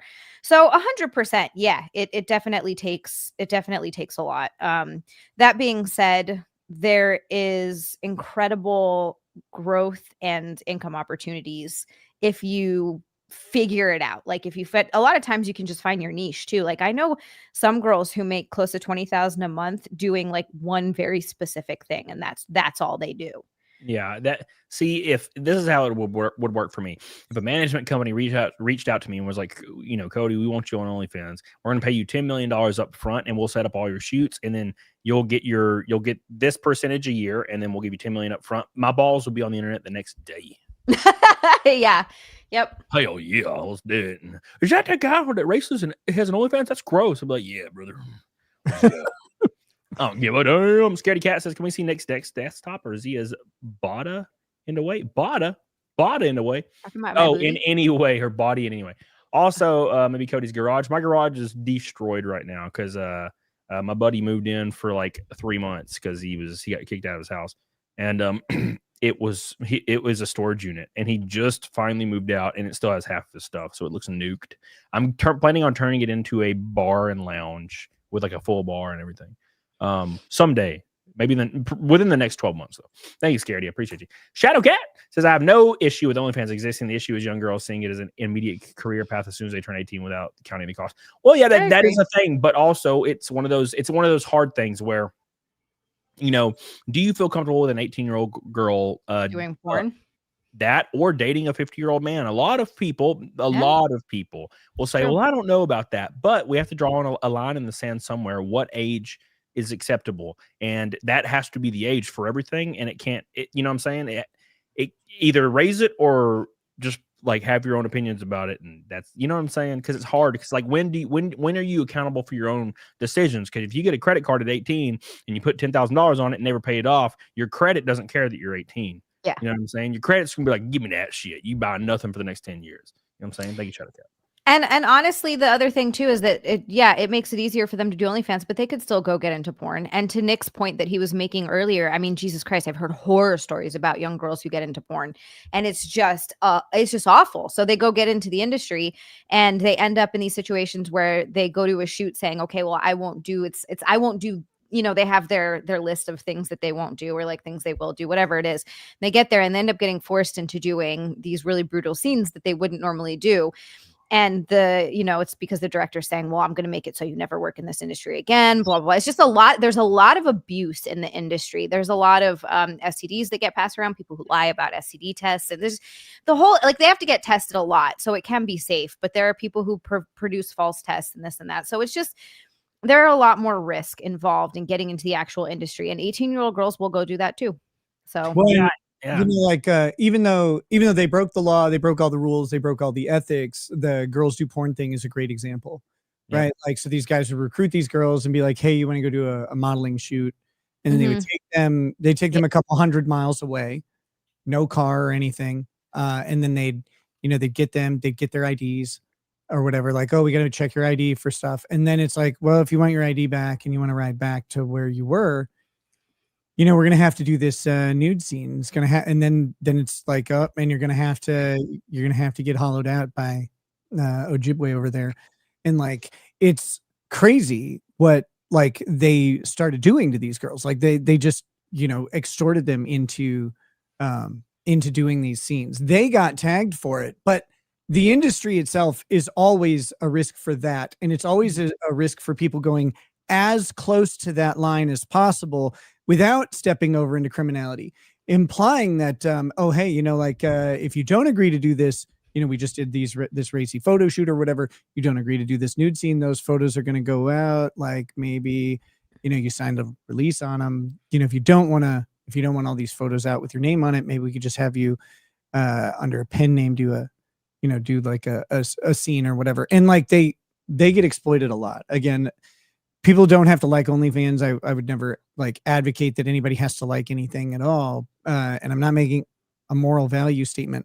I'm just saying there are specific advantages and protections that are built into this. Now, of course, the weasels are trying to get into the OnlyFans. We talked about that. The management, like there's management companies that are getting involved in OnlyFans, and they are pressuring girls doing. I get messages from those management companies daily. Yeah, me too. I get them all the time. Yeah. So. Zia's a real thing. She's like, yeah, I get. Dude, I get message requests on Twitter, probably like 10 a day of fake women accounts that are like, hey, I saw you at the grocery store and I thought I saw and remembered you from Twitter. I'm like, what the who would fall for this? So bad. It's so bad. Who does? It's guys that know it's fake, but they think on the off chance that it could be real. They're responding to every one of them bitches. Oh my God, dude. Healer from Kentucky says Zia is 35. She doesn't remember being 18. I'm gonna need this $5 back. 45, Healer. Jesus. Damn. You're 45? 45. You're older than me. I'm looking pretty good for my age. Yeah, imagine looking good at 45. That'd be great. There's some people that do it, and there's some people that have the superpower, like that girl that's in the chat, Steph. I think she's like 42 or 44. You hear him just shitting on us right now, Zia, like in real time. He's like, "There's some people that do it. You guys should like learn that other people can." I know, right? You guys could look great for in your 40s. I mean, Nick looked great like a year and a half ago. Hey, that shiny shaft you saw on the internet? That was mine. Damn. Oh. Yeah. No, I like the Nick at 130 pounds look. That was nice. It was 149, you fucker. I was like, damn, he's like model thin. Gonna walk a runway soon. I could have done a Hollister ad. Fire PA says, speaking of people who manage OnlyFans girls, I'm glad Cody has an expert to comment on Jack Doherty's arrest. Yeah. So Jack Doherty, that guy that has a really punchable face, he looks like a 14-year-old. And he's always like in these clips where he's like provoking people and his bodyguard attacks people. Well, he got arrested for possession of 1/4 of an Adderall, right? One half of an Adderall, so 15 milligrams. And that's like, so a 30 milligram Adderall is like a high short release dose. It's like the highest that you can kind of normally get without some sort of special conditions or whatever. But 15 milligrams of Adderall is really nothing. Like it's going to kind of wake you up for a couple hours and you'll be fine. Like, we're not talking anywhere near any dangerous levels of anything, or even any like abuse levels of anything. I'm prescribed. I don't have any right now, but I'm prescribed 10 milligram tablets and stuff. And they like barely work. Interesting. Yeah. And he had 2 joints, you said? Yeah. 3 joints, 3 marijuana joints, which is, and it's Florida. So marijuana is not legal there. And someone earlier said like, he knew the risks and he took the risks. Like, yeah, he did. But like, why? This is the thing to me that is like, I know that he's a giant douchebag and deserves everything he gets. That's fine. Let's pretend it's anybody else in the world though. And go, yeah, really, like, if you need to confiscate this stuff, I guess, like, fine, but just tell him to fucking don't do it again and send him on his way. Like, do you really need to be arresting someone, taking them to jail, booking them? Like, I think a lot of it has to do with maybe who he is. What's really strange? I saw today that the percentage of people that support the legalization of marijuana is dropping. I never thought I'd see that. I thought it would only ever increase. It like dropped a few points in percentage of people that actually on the left and right that want it legalized. And I've always been like, I don't give a damn legal. I mean, I don't use it, but like legalize it and tax it. Who gives a shit? I've never really cared. But now there's actually like everyday people coming up in polls. It's like losing support and legalization, which is very shocking. I thought it would only ever increase to the point of like 80% of people are for it, you know? So it's been really jarring to see. And this comes off the, the trails of the hemp industry getting hit, where they made it federally illegal to use the hemp type of THC, the derivative of THC from hemp, like Delta 8, Delta 9, and stuff like that. And I was like, wow. That was 2015, the Industrial Hemp Act. And it kind of changed the game because Delta 8 came out and Delta 10 and the other strands, and the way this gets really into it, but the way the Controlled Substances Act was written, you can't just automatically make things illegal. They have to be kind of specifically laid out, and if you create a chemical analog to it, but that is chemically distinct, those are legal until they take action on it. And it's why a lot of marijuana stuff snuck by. But the problem is, why is marijuana still illegal? Like, again, I agree. I don't understand. There's so many studies and so many trials done to show it helps people with Parkinson's, it helps people sleep, it helps people with all sorts of conditions. And generally from like, observing as an outsider my whole life, it seems just less dangerous than alcohol, which is legal. And I'm totally for alcohol being legal, because I like swigging on me some whiskey beside the fire every now and then. But alcohol is more dangerous than many things that are illegal. It is a wildly dangerous substance. And to be clear, I think it should be completely legal. I think it's insane. The idea of prohibition, it never works. Like, again, I grew up in the 80s. How's that war on drugs going, guys? We winning yet? Like, are the bullets being fired? Because all the war on drugs has done is put a bunch of people in prison and made more dangerous drugs. Fentanyl exists because of opium being illegal. Frankly, that's just how it goes. They need, the idea that you can get more and more higher and higher concentrations to make it more efficient, or like I guess more economical, or whatever. You concentrate the drug into smaller and smaller amounts, because then you don't need as much for people. But all of this stuff, it just creates riskier stuff. Having marijuana be illegal increases risk, because people like make synthetic marijuanas and stuff like that. And synthetic THC is actually been really dangerous stuff that's been out there. And it's like, people just smoke the grassy stuff. Like, they just do that. And they mostly are just going to sit around their fucking couch and be hungry. Like, that's, and look, I've seen tons of people whose lives have been ruined because they get hooked on weed. They lose all their ambition. They just sit around all day. It's why I don't like it. It does that to me. If I take it, I go right to sleep and my whole day is cooked. So I don't fucking like it as a drug or whatever, but like, it shouldn't be illegal. People should be allowed to make that decision for themselves. I think it's a recycling door of policy that's being offered up, or pro or anti, for all these politicians to keep the election cycles just recycling the same policy and same things proposed. Look at Gavin Newsom, who has been saying since 2008 that he's going to defeat homelessness, and that's his main plan when he's running for worse. And he says it every time he's running for whatever seat he's running for, governor, whatever it is. He's like, if I get elected, I will end homelessness. And it's been 25 years. Like, dude, I swear to God, I've lived in LA for 7 years. That was when I first moved to the mainland. I was in LA. And from the time that I got there to the time that I left, I swear to God, it got worse by like 100%. It was already bad, but it got so fucking bad. Yeah, dude, and he's been there the whole time. There's a bunch of cops. They all have a bunch of guns. If you want to end homelessness, just go shoot every one of them in the head. Problem solved. Well, I mean, to be fair, when Xi Jinping came from China to LA, Gavin Newsom fixed homelessness overnight to prepare for it. What do? They put them all up in like Holiday Inns and shit? Probably. They Yeah. probably did do that. Darakuda says, just got an electric drum set kit for $40. Cock and balls. Hell yeah, brother. Congratulations, That's man. awesome. I'm glad, dude. Yeah, dude. I have one downstairs and I I've been wanna messing get with it a one. lot. A Billy. homeless person?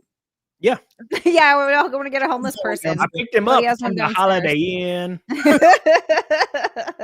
Fucking love that song. The Holiday Inn. Me and PDH was in like, I think Iowa at like 4 a.m. at a Walmart, like in the parking lot. And I was blasting, chilling at the Holiday Inn on repeat. I haven't heard that I don't song know in why forever. either. I don't know why, but it's a Blast chord. from haven't either. past. Thank you, Billy. It says, I hate We how must be Visa. too old, Zia. Sorry? We must be too old for that. We're song. too old. Yeah, because we're in our 40s, and I think that's really just Yeah. we're about to Hey, die. tell me how 40-year-old people can maybe be attractive again. That'd be great. No, I have an A expiration date. facelift. 40. As soon as my 40th birthday, I'm gonna drink and have a great time, bring all my friends over, and then it's 12 gauge time. I'm gonna yeah. take a picture of you and just text you every day and be like 40 scuffed. That's it. Man, you look chopped, bro. Oh, Billy says, I hate how Visa MasterCard didn't go after OnlyFans. They only went after game services like Steam and itch.io, since games are easy to take down compared to taking down porn. So, Billy, appreciate you, dude. Billy, they actually did try to go after OnlyFans. This was a few years ago now. And they, threatened OnlyFans that they weren't going to let the payment, whatever it was, they were going to stop payments. People couldn't use Visa or MasterCard to buy OnlyFans content anymore. And the amount of OnlyFans creators that left that platform and went to other ones, because there were many, many other ones at that point started popping up, like Fansly and other things, they were losing, I think it was like they were losing so much money. It was insane. And they backtracked within a week. Yeah, I would imagine so, because that's a big industry. Tiki, hello, fellow DJs. How you doing, Tiki? Hope you're doing well, brother. Rob says, "Hey, up at the bar by the cabin, got 2 deer opening rifle season. Love you, bud. Go Red Wings." Hell yeah, dude. That sounds awesome, man. I quit drinking, Rob. For how I always do this every year. I recenter myself. I quit drinking. I don't drink a lot or anything. I just drink casually, like once a week. I'll have a few claws or maybe some whiskey by the fire because I love it. I like to do that. And at the end of every year, I'll take 90 days off drinking, and I do my cut diet. I hit the high intense cardio. I weight train like normal, and I lose about 30 pounds. And right now I'm at 13 somehow the first week. I don't know how I did that. So that's what I do. So, and as soon as like the next year starts rolling around, I'll have a few claws. I plan on going to the cabin at the end of January and getting me some claws, maybe some whiskey, and sit beside the fire at the cabin. I'm very, very much looking forward to it, and I'm glad you're getting to do it right now. Hell yeah, brother. But yeah, so the Jack Doherty thing was silly, but even more silly was Hasan Piker going to China and literally just glazing China the entire time he's there. And you ever think about how interesting that is? It's one of the beauties of America, or the USA in particular. You can live in the USA. You can get all the benefits for living in the USA. You can become a multimillionaire and say you hate the country every single day, wish death on half the population, then fly to a country that won't allow you to do any of those things and glaze it. That's the beauty of America. You know what's more offensive than that, though? What? Did you see those fucking pants that loser was wearing? It's so No, I want to see the he's pants. one of those guys. It's like, oh, You gotta pull up the picture. Yeah, I'll pull it up. I'll pull it up right now. He It looks was- like a goober. God, he looks like a fired Buckle employee. They look like those Jinko pants from back in the day that all the skater kids wore. That's what I wore. The all the time. Jinkos. No, not the Jinkos, Nick. Yeah. Oh yeah. I hung out with the skaters and the stoners and the goth kids. Wow. I didn't drink or do any drugs or anything like that. I just hung around them because like that was Because they're almost fun. They were. We played were hack fun. and stack and Yeah. just left whenever we didn't want to be in school. I It was had no friends, and I just played games. And then I garnered like 2 or 3 friends, and I played video games with them for the next 15 years. That was what I did. Look at that fucking embarrassment. Oh God. He does look like a straight up goob. Zia, we need a rating on these pants. I do like Okay, his let me dirty see. socks. Oh, sorry. I got distracted by a facelift. Those are terrible. What's happening? He looks like a homeless man. Those aren't Jinkos, dude. Like No. Jinkos were like a subtle flare out all the way down the leg. These are like 2 garbage cans that you put his legs into. Fucking They're disgusting. like really baggy old man pants. I don't think I've ever seen anything like that. Yeah. Yeah, That's bad. They don't look like Jinkos. It's this new. It's a different thing, and it's hideous. And he should probably I hope the Chinese authority punishes him for it. They look like triple XL sweats, and they probably cost $500.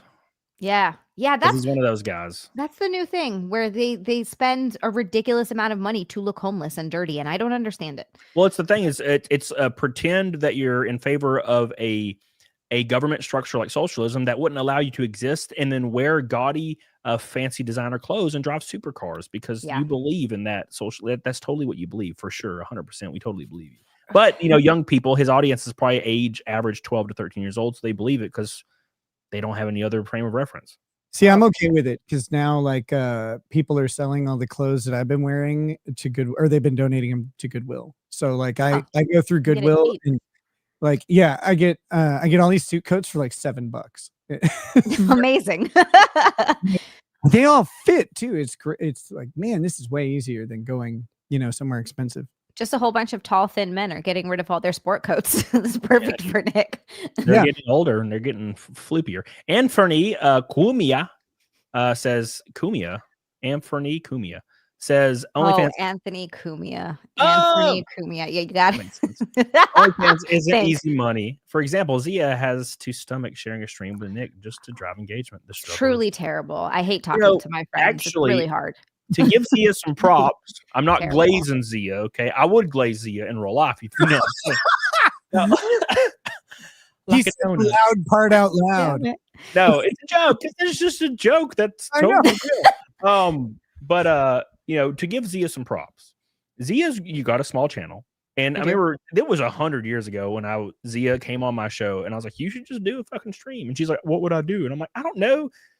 I'm like, set a goal and then do something. And she came up with a bikini goal, and she has hit that bikini goal probably for the last couple of years. 315 in a row so far. That's like 2 years. And keep in mind, exciting. She's not a large channel. She's got 12,000 subs or something. No, I haven't even hit 10,000. I've been working on it. So just put that in perspective for your little asses. If she had 250,000 or 500,000 subs and 1,000 people watching her streams every day, she wouldn't make her bikini goal would be triple, and she would make double it every single stream. So that's the power of the titties. And that should happen. Yeah, I'm all for it. Thank you guys. I'm working on it. Look, we're going to get there. Maybe, I hope. Go subscribe to my YouTube. I'm getting close to 10,000. There you go. Tiki says, hey, Nick, I am so goth, and I'm getting the real cloves shipped from Indonesia. The Dejarim blacks that Obama made illegal in 2008. Wait, he made those illegal in 2008? I was smoking those in 2007. Oh, okay. That makes sense. I was like, what are you talking about, pants? I thought you were talking about pants this whole time. I was like, you made pants illegal? I don't know. No, they're cigarettes. They're like clove cigarettes. Oh. Why? I used to smoke. I don't know. Well, okay, so I might know why. We used to smoke them so much in high school that my friend Travis started coughing up blood, and then we all got scared and we stopped. Turns out he just had bronchitis. It's fine. Probably. Yeah, you just put a bunch of stuff into your lungs. I don't. Oh, they do make your lungs bleed. Yeah, clove cigarettes, Frank. They were great. So they do make your lungs bleed. Yeah, they made his lungs bleed, and so that I guess that makes sense. Yeah. Fuck that. I really don't like smoking anything. Vaping. I've tried to get hooked on vaping a whole lot, and it doesn't really work most of the time. I get a vape and then I lose it right away, and it's like, oh well, who cares? Story of my life. But smoking weed, my lungs are complete bitches. I just and then I'm dying and sitting there why is this pleasant? Why does anybody do this? And I can smoke cigars, I guess, but I hate the way that my mouth feels the next day. It's like going to jail. Yeah. It's like going to jail. Nick's like, I know from experience. You know what I do too? I only spent one night in jail, but it was not a fun time. So me and Critical Drinker Wednesday, we talked about AI a lot, and it kind of opened my mind to some things that are kind of spooky unintentionally. And I had this thought process that I would like to run by you guys, because so we all kind of have an idea of what AI is right now. Yeah. Right? So AI, the goal in AI is to make it indistinguishable from real life. That's kind of where we're heading, right? And that's kind of all we can really fathom. Like that's where it ends, correct? And that's what I've kind of been thinking for a while. But me and Drinker were kind of thinking about it, and I had kind of this weird epiphany that it isn't going to stop at where it's indistinguishable. It is going to surpass that greatly. So much so that like the possibilities are endless. We may have a completely different fabric of reality, maybe a completely different perspective on the entire universe within 30 years because of that. Because it's going to go way past human thinking, way past anything that we can imagine. It's very spooky, and it's like the expansion of the universe. Exponential things growth. are just it's just going to continue. So like, what are your ideas on AI? Just saying, like, from the bare bones minimum, how it's affecting music, how it's affecting movies and TV and advertisements and the layoffs, all the way to where it could end up. Like, what's your guys' kind of opinion on AI? I mean, go ahead, Nick. Sorry. You go. They're going to have to figure out something, and they're going to have to figure out something fast, or we're going to be living in a really, really weird fucking world. They're going to have, and I know a lot of people are going to be against this, and I get it. In a regular world, the past that we've had, it doesn't make sense, and it doesn't work for any country, but they're going to have to come up with like a universal basic income or something, because it is going to overtake probably 80% of jobs. And yeah, right now it can't take over physical things, right? But there are robots coming out that go in and paint a room in an apartment in like half the time of someone that goes in and paints. And it's eventually things are going to extend into that too. It's all shit now. Like, I agree, AI music is shit. Like, it's all of it's shit now. And I think it's really, really sad. Pressure Queen is I know, Nick. I know. Queen is so good, don't you? I know exactly what you were thinking. Oh no.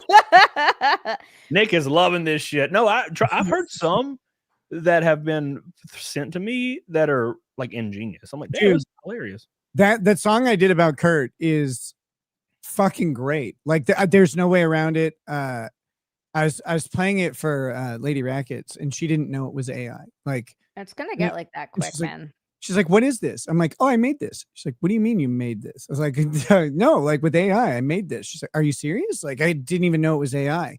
And with the Sunos like version 5, they cleaned up the vocals, because AI vocals for a long time had this, there's sort of like an echoey quality to them. Yeah. It was just a little bit off, and it's still, you can still kind of notice a couple things, but it's getting better and better. And it's like you said, it's going to become indistinguishable, and then it's going to keep going. I don't necessarily agree. I kind of agree with you, Zia, on universal basic income, but I think what's going to happen, this is what I think, is I think we're going through a major transition in the economy. We had an industrial revolution, then we had a post-industrial consumer society, and I think we're going to have a post-industrial society that is post-consumerism, and with access to everything being everywhere and the tools to make anything being all over the place, we're literally going to be trading with each other. Like, that's going to be the economy.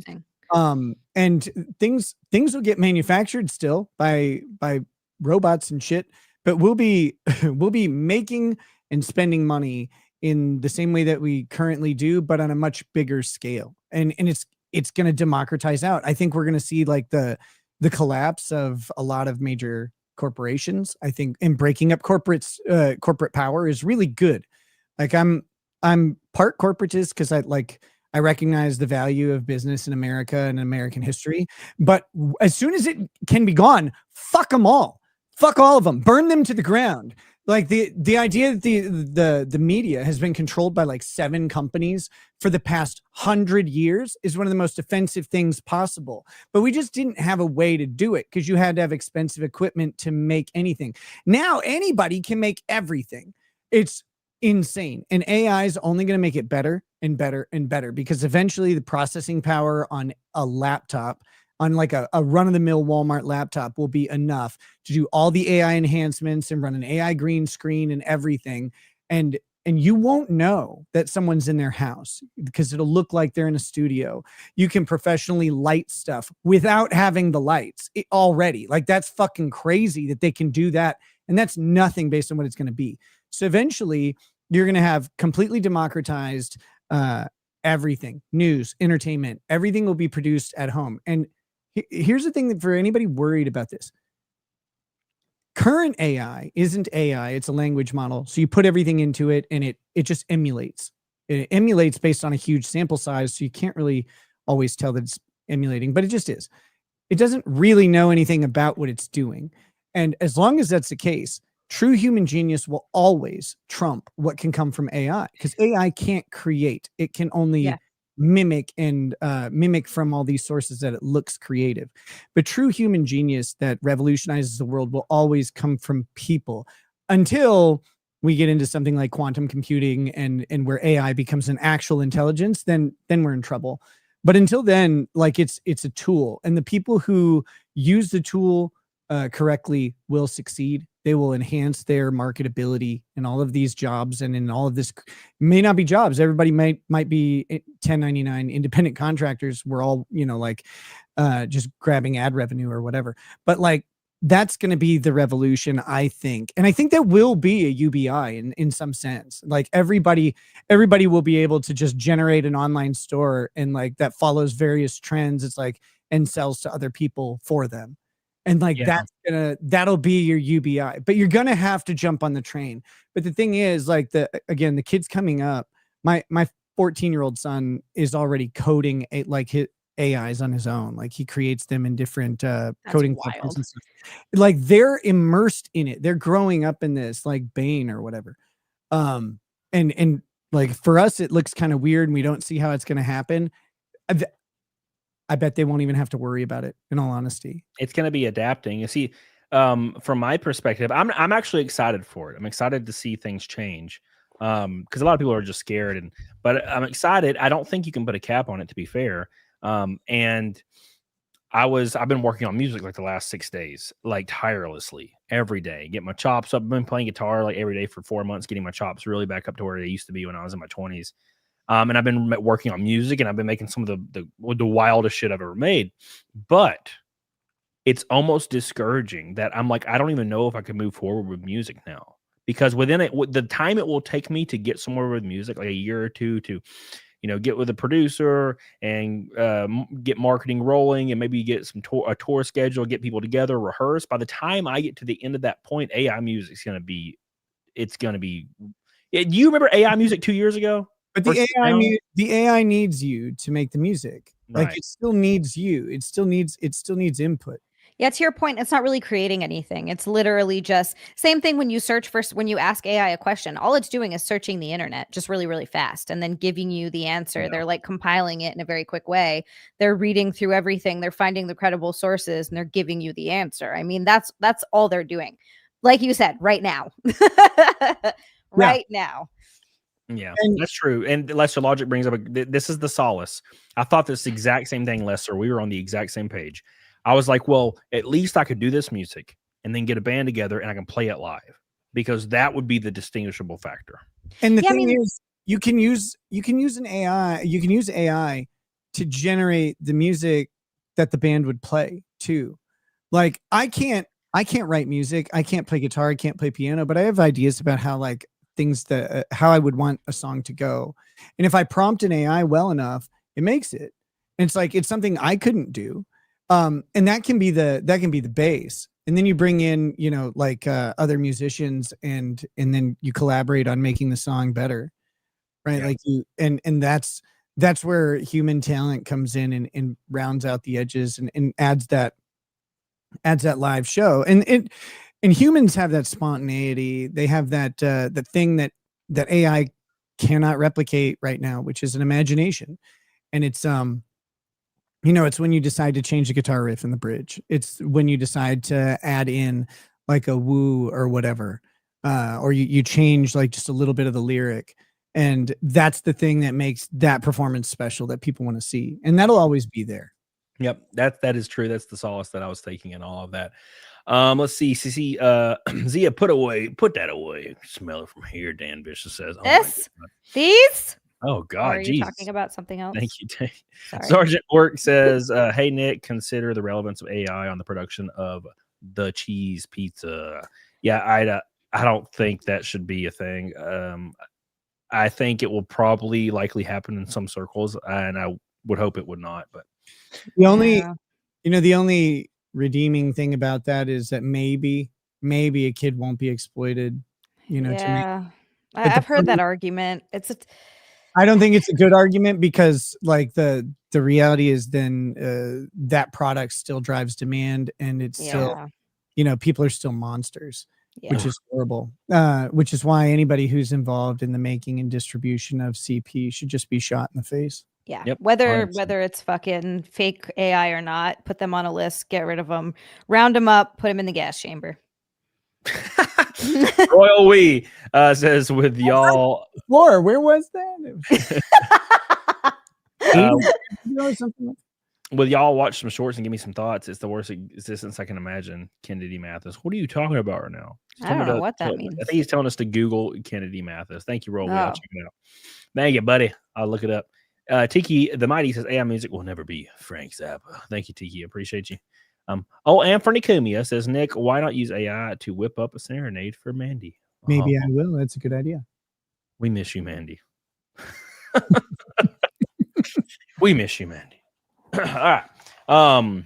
Anyways, what have you had going on lately, Zia? I know you've been streaming. I've been popping in your streams. What else you got going on in your life?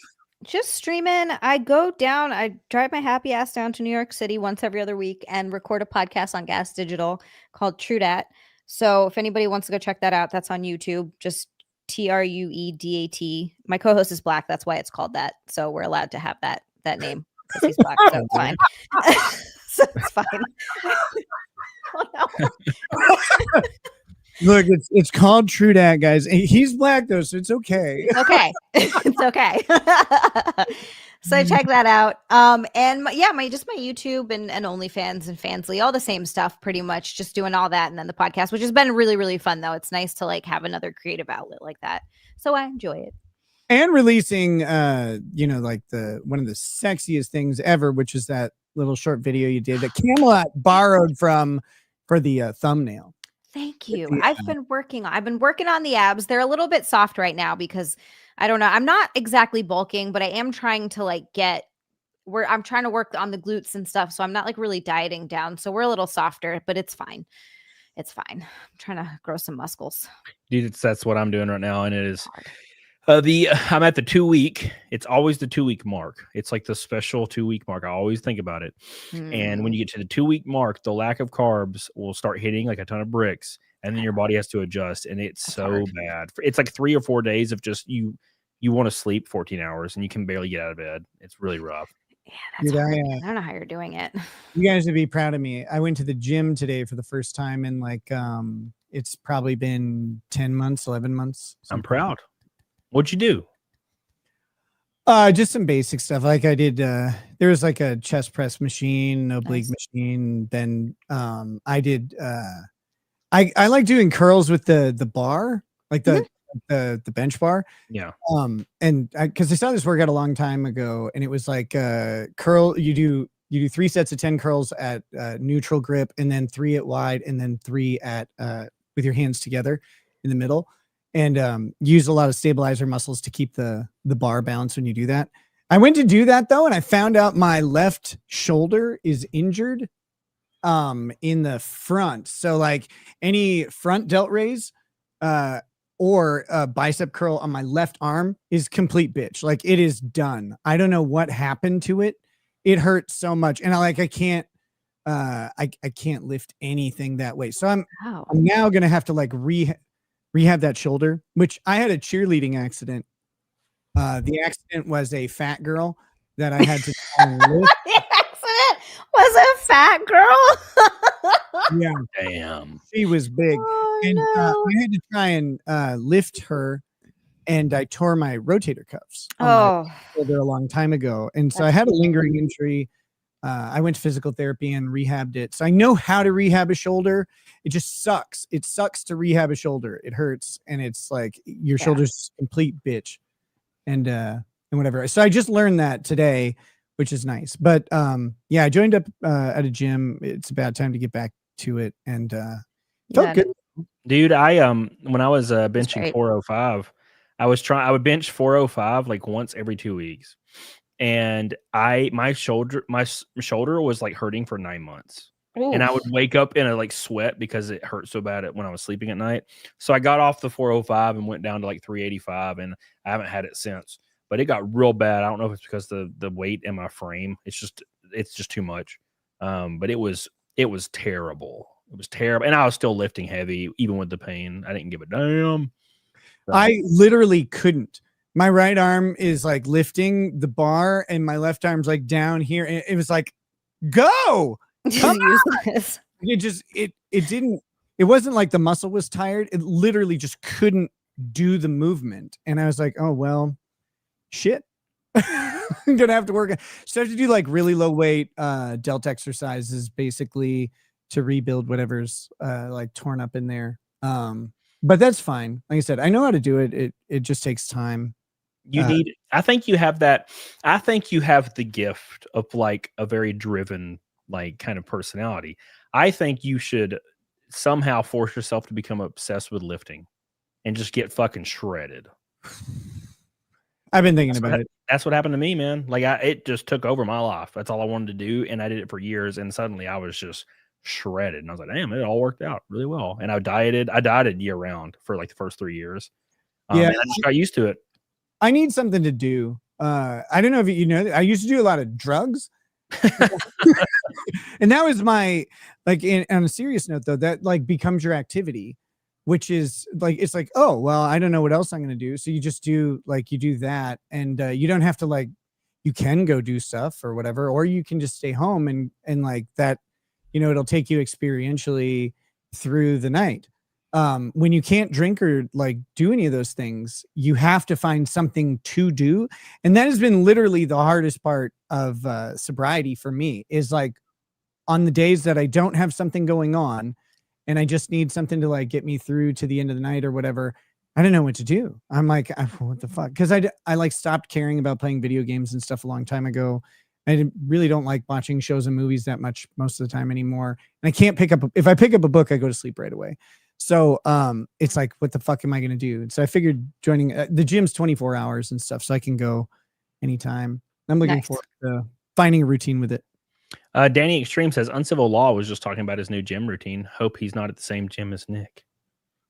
His gym is in Houston, Texas. My gym is in Wilmer, Minnesota. So it is weird. Now I'm not going to pretend to like know about Kurt's routine, but that makes me think about when I hear people that don't generally work out or they're not in the culture explain like their routine or what they need to do to be successful. And it's always the most asinine backwards shit that I've ever heard as a person that knows how to do everything like the exact way you're supposed to do it. Yeah. When in one of his cooking videos, he makes a breakfast shake. And he's like, this is like X amount of calories. And someone in my chat was like counting everything he put in there. He's like, this is 940 calories. I believe that.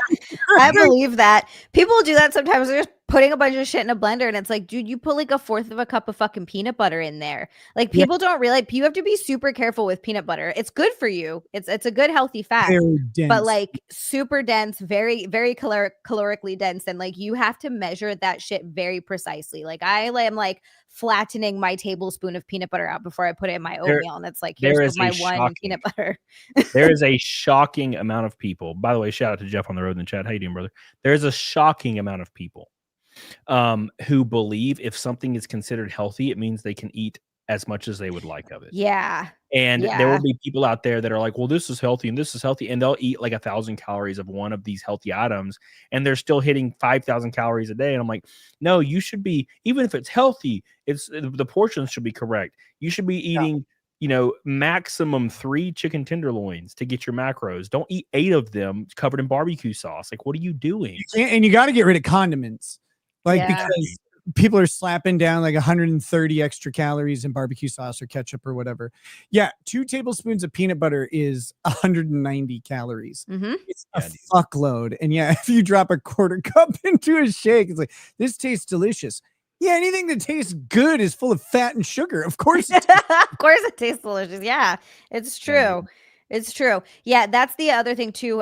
Oils also, if you're not measuring your oils when you're cooking, I use cooking spray just to like alleviate that whole fucking pain in the ass. But if I'm going to use it, you have to measure your oils because people also, you're right, Cody. I noticed that. Oh, it's olive oil. It's good for you. Bitch, that is still 500 extra calories of olive oil that you just added to your meal by just dumping that shit into a pan. Like you can't do that.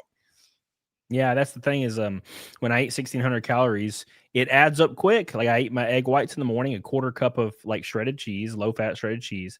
I'll eat, some 2 tenderloins and some white rice, very low amount of white rice cooked.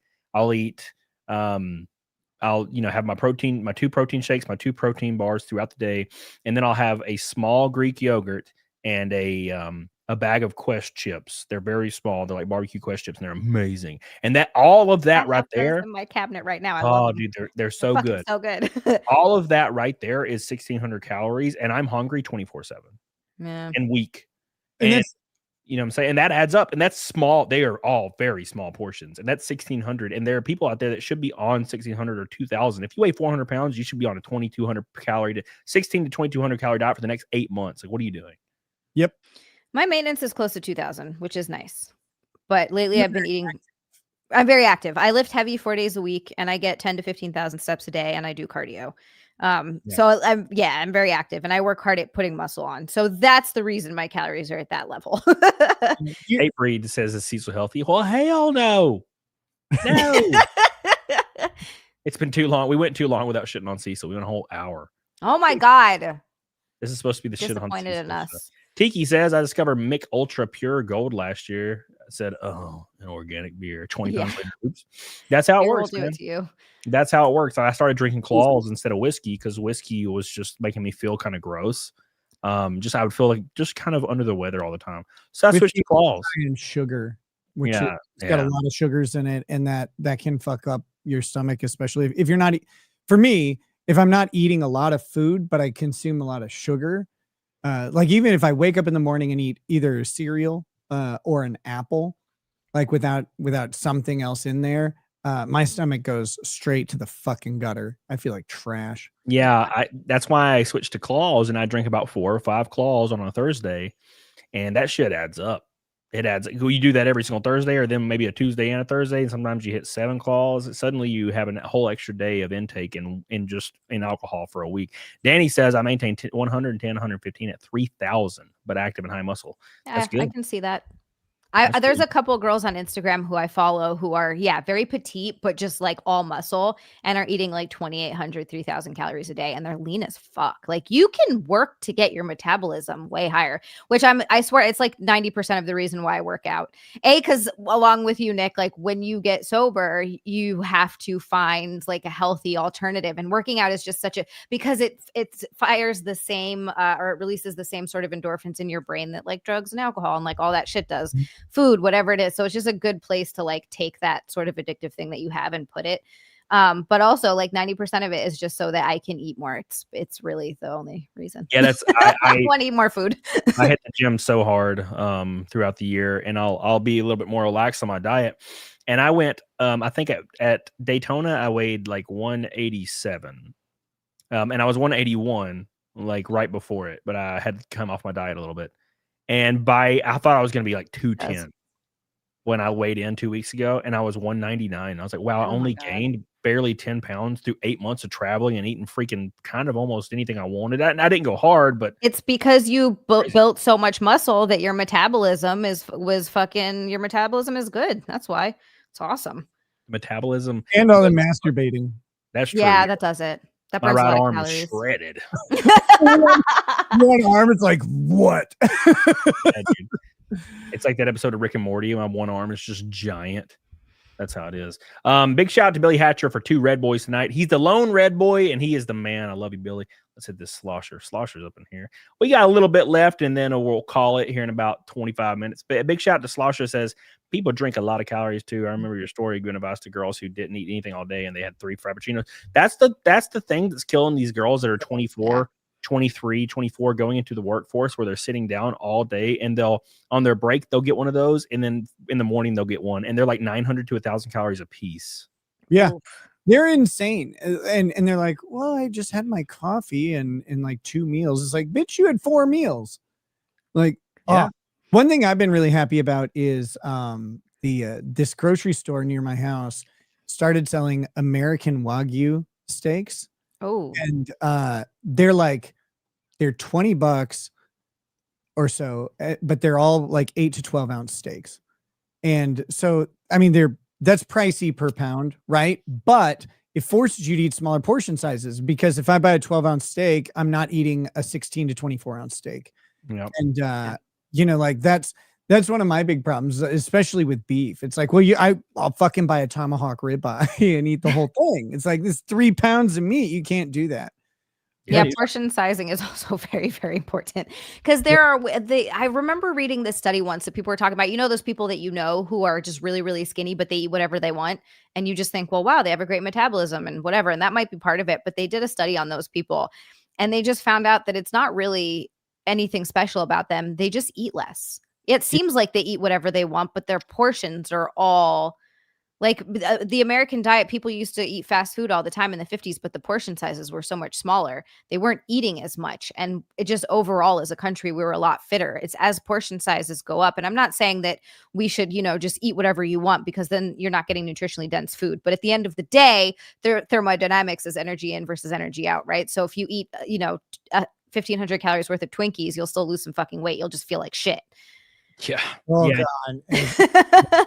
You'll feel awful. Dude, But go ahead, Kim. I would that my biggest crutch is I'll be fine and we'll order a pizza and I'll eat like a 1 slice. I'm like, that was great. And then I'll drink me a claw or 2 and I'll get that slight tingle buzz. And I'm just like, I gotta go back and polish off another slice or 2. It immediately makes me want it, because I'm like, it kind of, when you drink a little bit, it throws a little bit of that caution to the wind. You're like, yeah, fuck it, I'll eat a few pieces. I haven't eaten any pizza in like 2 or 3 weeks. You know what I'm saying? And that's like kind of the crutch is doing that. But what were you saying, Nick? I was just saying, like, for me, the main difference between me and the people that I knew who kept getting bigger while we were eating similar stuff is they would snack, and I don't snack through most of the day. Same. Yeah. And it's crazy, because people, like, they'll take all this, they'll do all this care and like planning out their meal and counting calories or whatever, and making sure their portion sizes are good, and then they'll sit down and they'll eat like just a bunch of chips, like a whole bag of them or whatever, or like a shitload of cashews or sunflower seeds. It's like, okay, like you can't just snack. It's like, oh no, it's just a little bit. It's like, it's not just a little bit. You're doing this all day long. And when I was driving around a lot for work, it was like when I was a real lawyer, I'd have to drive everywhere, and every time I stopped at any store, I would grab one of those king size Snickers bar.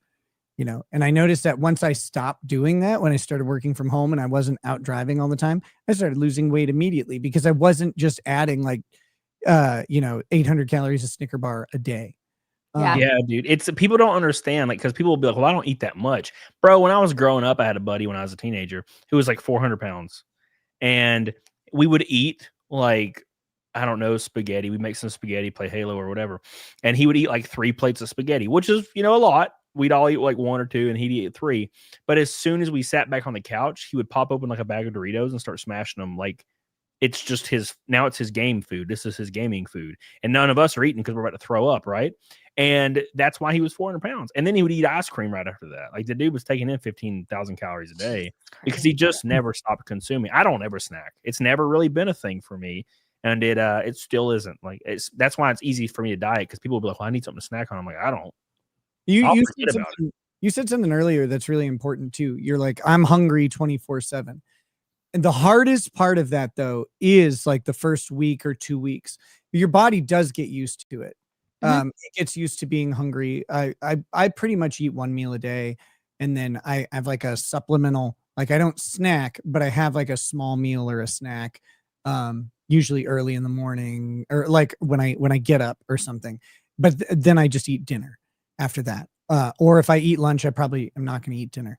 But like that's that. And getting to doing that was fucking horrible. But once you do it and your body's like, oh no, like I'm fine on this, you're good. And it'll get used to it. And you will be hungry, of course, but you're not going to be hungry enough that your mind can't overpower it. And that's the trick. But those first like couple weeks while you're training yourself, that's critical. Dude, I get so, like I said on the last time, I think you were on, I get so frustrated with people like, I just can't do it. And I'm like, the only reason you can't do it is because you can't do it. Like if you just do it, you do it. And I know that sounds really dumb, but that is actually how simple it is. Like my buddy Mike, I called him out like last time. He was like, well, I'm going to do this and I'm going to cheat on Thanksgiving and Christmas. And I'm not going to join a gym until I move. And he was like giving all these like things. He's like like these parameters he's setting. And I'm like, no, you need to do all those things. Cause if you don't do all those things, you're going to fail. I was like, you need to have your high intense cardio and your diet and your weight training all intact, and you don't need to cheat, and you need to make it your new life, and just say you're going to do it. Say right now I'm going to do it, and put that in, lock it in your mind. Don't say it literally in the mirror. Lock it in your mind, and you won't fail. And that's what I do. Like whenever I have something going on and I'm real stressed about something, I'll get a weird wave of relief, and I'm like, I'm going to do this. I don't give a fuck. I'm going to do it no matter what. And then I do it. And that's what I've been doing, for a long time. And dieting is the easiest form of that for me. Cause it's like, I'm going to do it and then I'm done. You know what I'm saying? Cause it doesn't really cost anything for me. Shit, eating healthy for me is way cheaper. Cause I just get chicken tenderloins and eat the bag of rice I've had for 5 years. It seems like that's like 1,000 pounds. I love rice. To me, the diet food, the quote unquote diet food that I make, like, I don't know. I just enjoy what I eat. It's not that big of a sacrifice for me. I still enjoy I enjoy rich foods too. I like desserts. I have a sweet tooth. Everybody knows that. I have my snack stream on Sundays. Like I love all that kind of stuff. I just shove it in my face and it just, I see you made a cake and had Oreos stacked on that shit. And I was like, yes, I was making stuff that's in the trash now. But like, I enjoy food, but I enjoy eating the healthy food that I eat because to me it tastes good, and I work to make it taste good. Like I try new recipes out and shit, and it fits my macros and it's all healthy and everything. So like I like it. So I don't have any problems with that. And then when I do eat something, it tastes better. Yeah, the time will never be right. Yeah, you just got to make it work. You just got to make it work. Because do it. Those kind of people that will always, and I'm not saying those kind of people as in derogatory. It's people that kind of have that they make that a habit of saying, well, I'll start in February. Well, I'll start in March. Well, I'll start in April. And if you give yourself an out, you'll never do the thing. Let's hit some of these super chats. Jadine, where the hell you been, baby? Jadine says to all y'all. Cody, where's my book? The art's being completed right now. I got 3 chapters left of the art. I have all the merch. I have everything else, all the diecast cards. Everything is sitting right here in my where's room. Where's my book? What the hell, man? Hey, shut up, see ya. So I like. Thanks for reminding me, Jadine. I pledged to the thing like freaking years ago. Whoa. It feels like. Something I should have put on my Indiegogo. Somebody emailed me the other day. If you had the VIP tier, and you did not use your tickets to come see a NASCAR race, they will be redeemable in 2026 as well, in perpetuity. So don't worry about that. People are like, damn, I didn't get to use it. It's like, oh, you can use it fucking Daytona next. Doesn't matter. Thank you, Janine. I love you. I appreciate you. Nick's my favorite Shasta lawyer, and Zia, I'm a total simp. Hell yeah. All right. Billy Hatcher with a red boy. Oh my God. Final red boy of the night. Also, I had no idea Hasan Parker was in China a while ago until I saw someone show it on video. Yeah, dude. He can just stay there. Just stay there since you like it so much, Hasan. He talks about how great it is. Why not stay there, man? You know? Does he do like any illicit substances? You can't fuck around with that stuff in China. Like they're just like, you're gone. Like, there's a video of him streaming in his like hotel room, and there's like Chinese like law enforcement walking throughout his room, probably bugging it to see if he says anything negative about China. Holy shit. Yeah. Like they don't but he's like, oh, it's so great. And it's like, oh, well, say the same stuff you say about America, but do it in China and see how quick you last. Enjoy those freedoms. Idiot. There's stuff I would like to see in China, like, because it's like cool and free and stuff, but I don't want to fuck around with anything there. I feel like I would get popped immediately for something. China would be, you're right. It would be a really cool place to visit.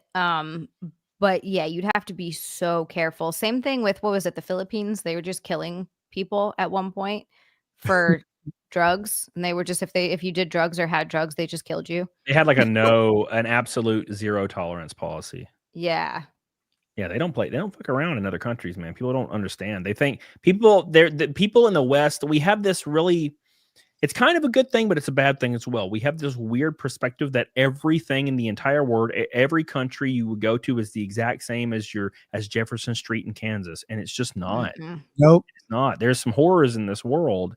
And you need to definitely do research before you travel anywhere. You need to do your research about this place, the local laws, what is absolutely not tolerable, and don't find yourself in a pickle because you think it's going to be like Iowa. It's not like Iowa, bro. Mhm. And if you're in any country that has anything like a dictator or a despot, while you're there, don't post a fucking thing on social media. Not a word. Like you don't want to risk any of that. Yeah. I know someone who lives in a Central American country, and there was like a That's wild. democratic socialist student uprising against the government, and they just shut down power and water to towns around the country. And they're like, I can't believe they did that. I'm like, you're in a tyrannical country. You're in a third world country, like with a dictator. Yeah, they're gonna if you go against them or say anything, they'll shut them down. And in the capital, where the like main protests happened, they opened fire and killed like 30 of these college age kids. And it's like, well, you know, like you're where you are, and you're, if you want to fight against that, you know, it's blood that buys liberty. And but if you don't want to buy the liberty for anybody else, keep your fucking mouth shut and stay off your phone while you're in those foreign countries, because you don't want that smoke.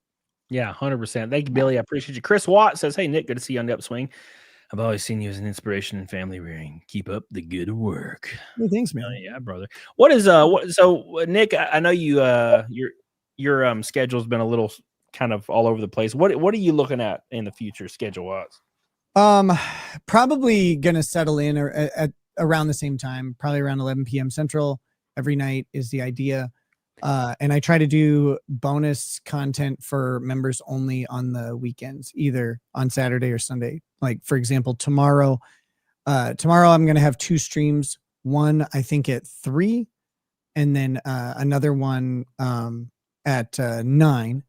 And the 9 o'clock one is going to be members only. I've got a very special secret guest coming on. I don't know if it's going to be secret for long. Oh, wait, no, it's not secret anymore because Mersh talked about it.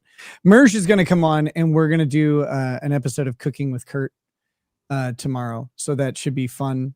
I found another video. There are a couple things that like Kurt cooked twice, so I didn't know that I haven't reviewed it.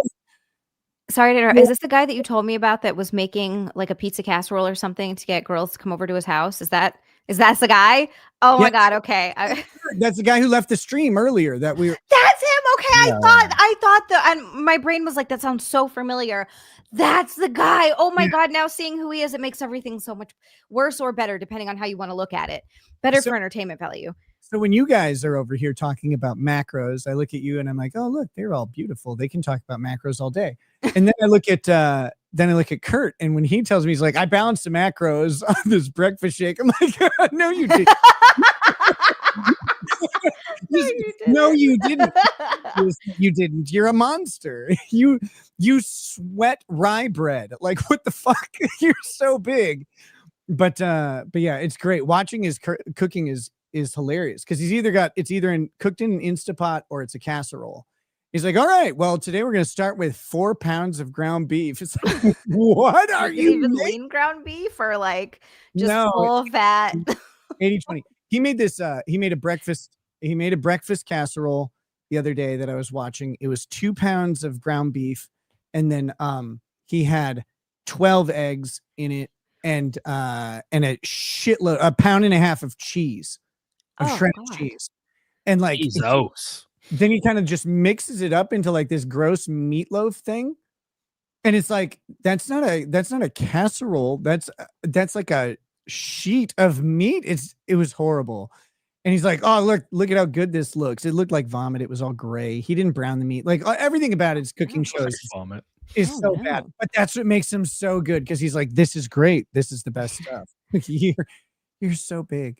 Yeah, dude, I unironically, I get personally offended when I'm seeing and it's not, I know it's like kind of irrational because it's not always the case because you don't know somebody's past. But when I see like a really big dude or a big chick and they're talking about like their diets and like their health and like what they're doing and how much protein, and I'm like, bro, you shouldn't be talking about this shit. Like, because it's because I can immediately navigate to the stuff that is completely wrong immediately. And I'm like, bro, what are you doing? Like, you shouldn't be giving advice to people. You should be taking advice. You know what I'm saying? So like, I'm a fitness expert now. And I'm like, ma'am, you are in a size 30. Like, what do you like? No, you're not a fitness expert right now. Yeah, I saw someone very nicely do that on Instagram, and he was a fitness expert, and he was doing it in a very nice way. Like, he was not being a dick about it. He was just, it was this reel of this girl who says, what I eat in a day is a fat girl who barely eats anything. And she went over all the stuff that she was eating. And yeah, she wasn't eating a gross amount of food, but he's going over it and he's like, this is like 2,500 calories a day. You're not barely eating. You're eating plenty. And like, you could tell she was kind of trying to be healthy, sort of, and doing her thing, but she was these common missteps that she probably thought was healthy, but wasn't. It's kind of like you were talking about earlier, Cody, like people think they can eat whatever they want because it's a healthy food, stuff like that, where she's putting whipped cream directly into her mouth. I'm calling myself out here, but just like stuff like that, you know what I mean? Like, that shit adds up. And the guy's like, all right, I added up everything she ate. She ate like 2,500 calories. She's not really gonna lose a lot of weight doing this. 100%, dude. It's all over the place. And if you're gonna do it, make sure you find somebody that's absolutely shredded to the gills or in really good shape, female or male. Take those people's advice because they're usually gonna steer you pretty correctly. Tiki, let's hit these last super chats before doing Naked Snake and ending the show. I love how I can see my face in Nick's. I made it bigger. I see his face. Oh, and me. I'm moving around. Hi. Yeah. Tiki says, by the dictatorship, Nick means Britain. Great Britain. Tiki, it wasn't. It was a Central American country, but basically, didn't Britain just announce or somebody within their parliament announced like yesterday or today that they're going to start lowering immigration now? It's like, oh well, you should have done that 10 years ago, but okay. Yeah. Okay, you kind of screwed the pooch on that one. Jadine says, love you all. Hey, Nick, make your YouTube big screen and double reflect Zia in your glasses. You're welcome, Jadine. Thank you, Jadine. We love you, Jadine. Big shout out to Otto Ramel. He joins Billy and Slosher with the Pink Boys tonight. I would like 4 XL double Big Mike meals and a Diet Coke. Hell yeah. Man. That's what I'm talking about. That's when we meet the day I break my diet. I'm going to get 2 Big Macs, not even eat the other 2, throw them out the window, and just scream. If you order through the app, you can get you can get 4 fucking patties on your quarter pounder. Oh, you can make it a pound. That a pounder. Make myself a pounder.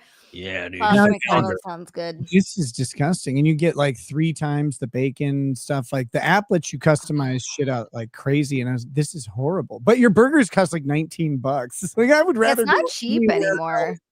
Dude, it's cheaper. You get a real one. It is unironically cheaper to go to eat at Texas Roadhouse than it is to go like feed like you and a girl and maybe your kid at McDonald's right now. That's crazy. That shit's like, I was at the airport the other day and I got some McDonald's. Well, this was before my diet, obviously.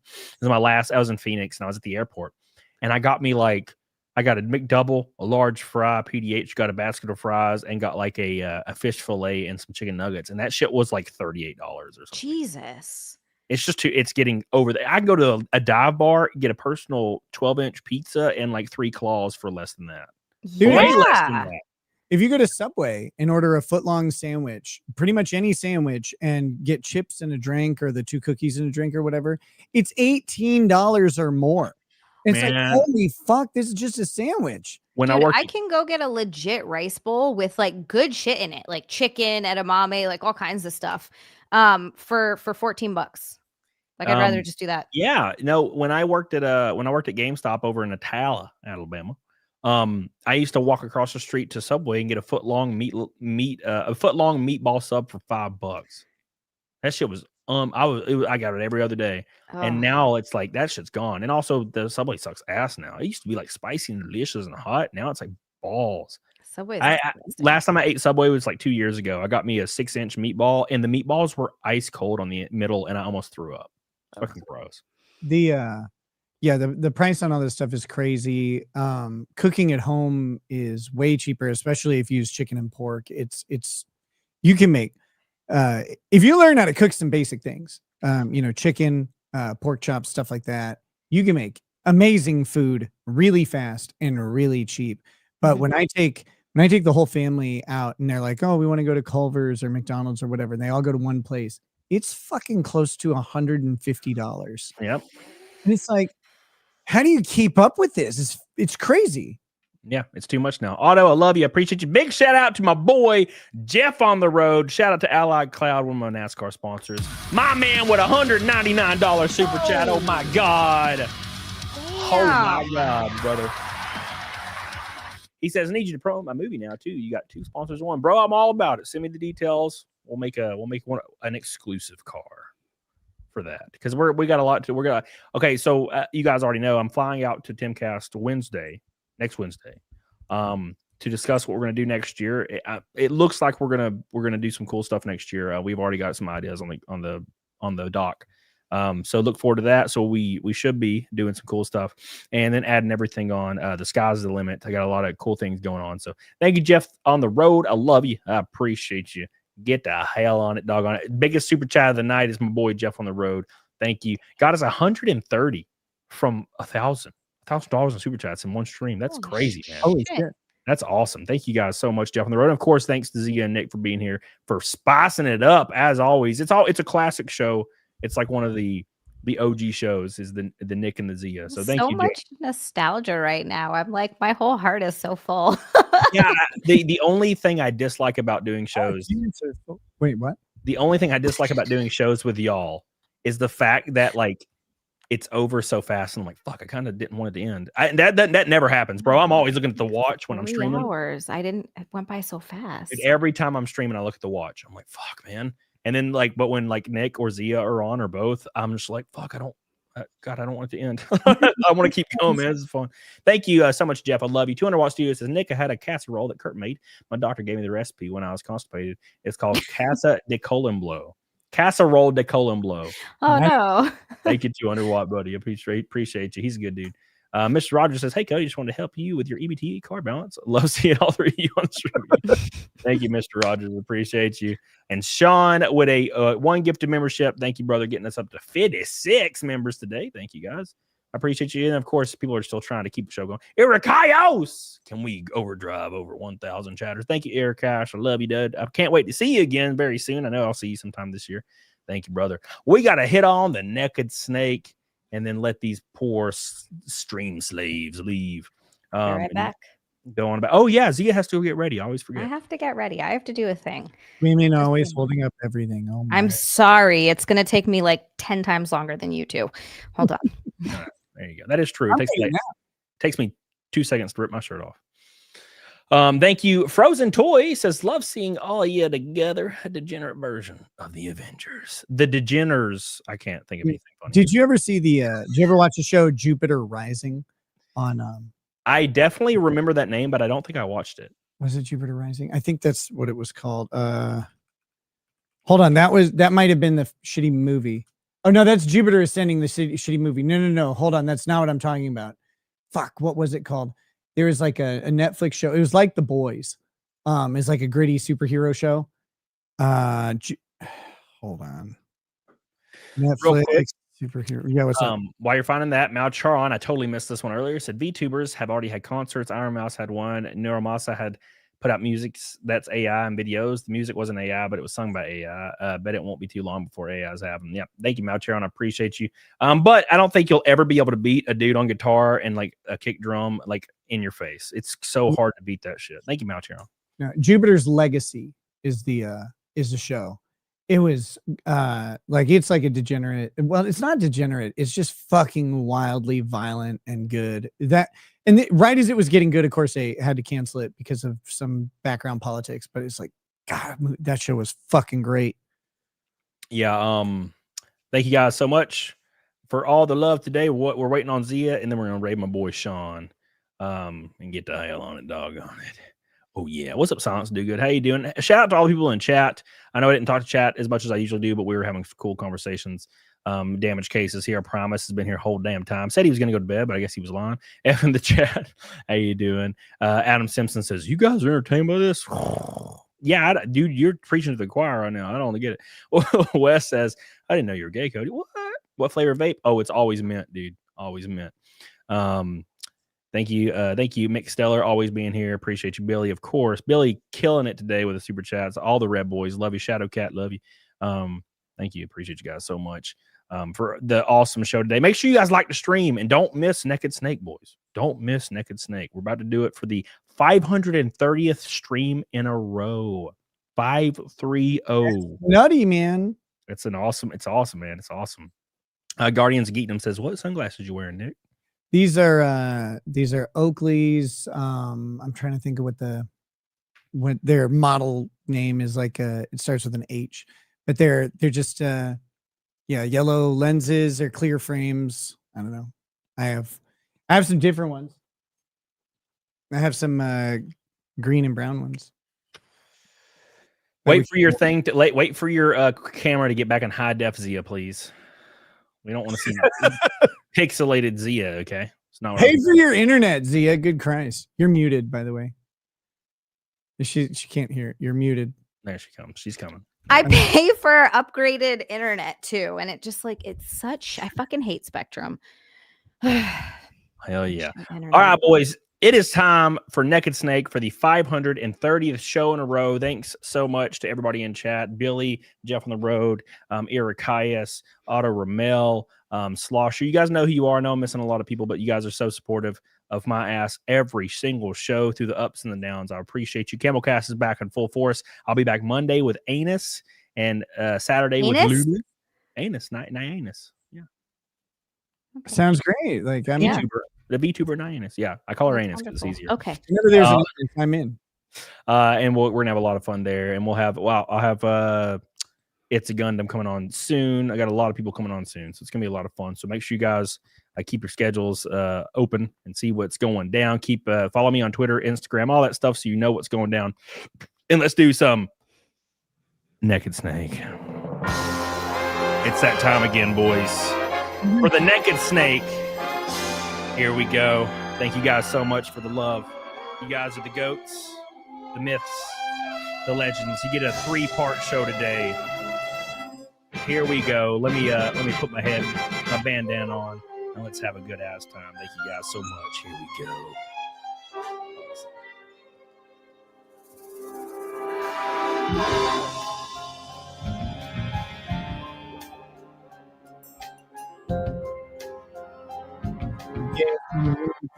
Every time, even with Zia here. With darkness inside. Boy, thank you, Shadow Cat. It's that time again, boys. Here we go. Shadow Cat was 6. Donna. Shadow Cat gave it to all of us. It's nice. Here we go, boys. You guys ready? Yeah, I can't. Here we go.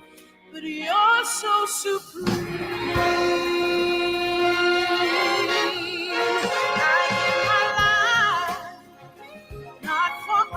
Oh my God! Snake Eater Steph in my time. Oh my God, Alan Jones, there be nobody else. 5:30, boys. Cry. It's the way I fly to you. That's what you're here for. Let's fall over Snake some of my slippers. Eater. Here's the best part. You ready, Nick? I'm ready. Someday we'll go.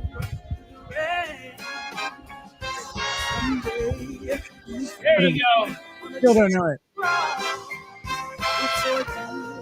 It's a trial to survive. Oh my God, can you believe it, boys? I give my life, not for honor, but for you. Hit that like button, subscribe to Zia, thank you. In my time, there be nobody else. Cry.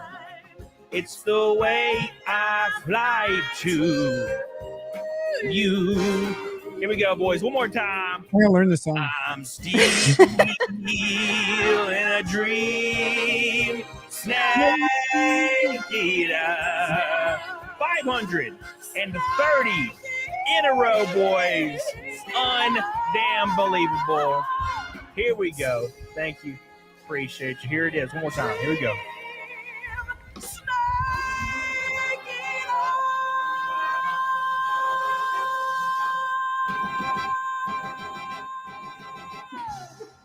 Oh my God. Thank you guys so much. All the love, all the support.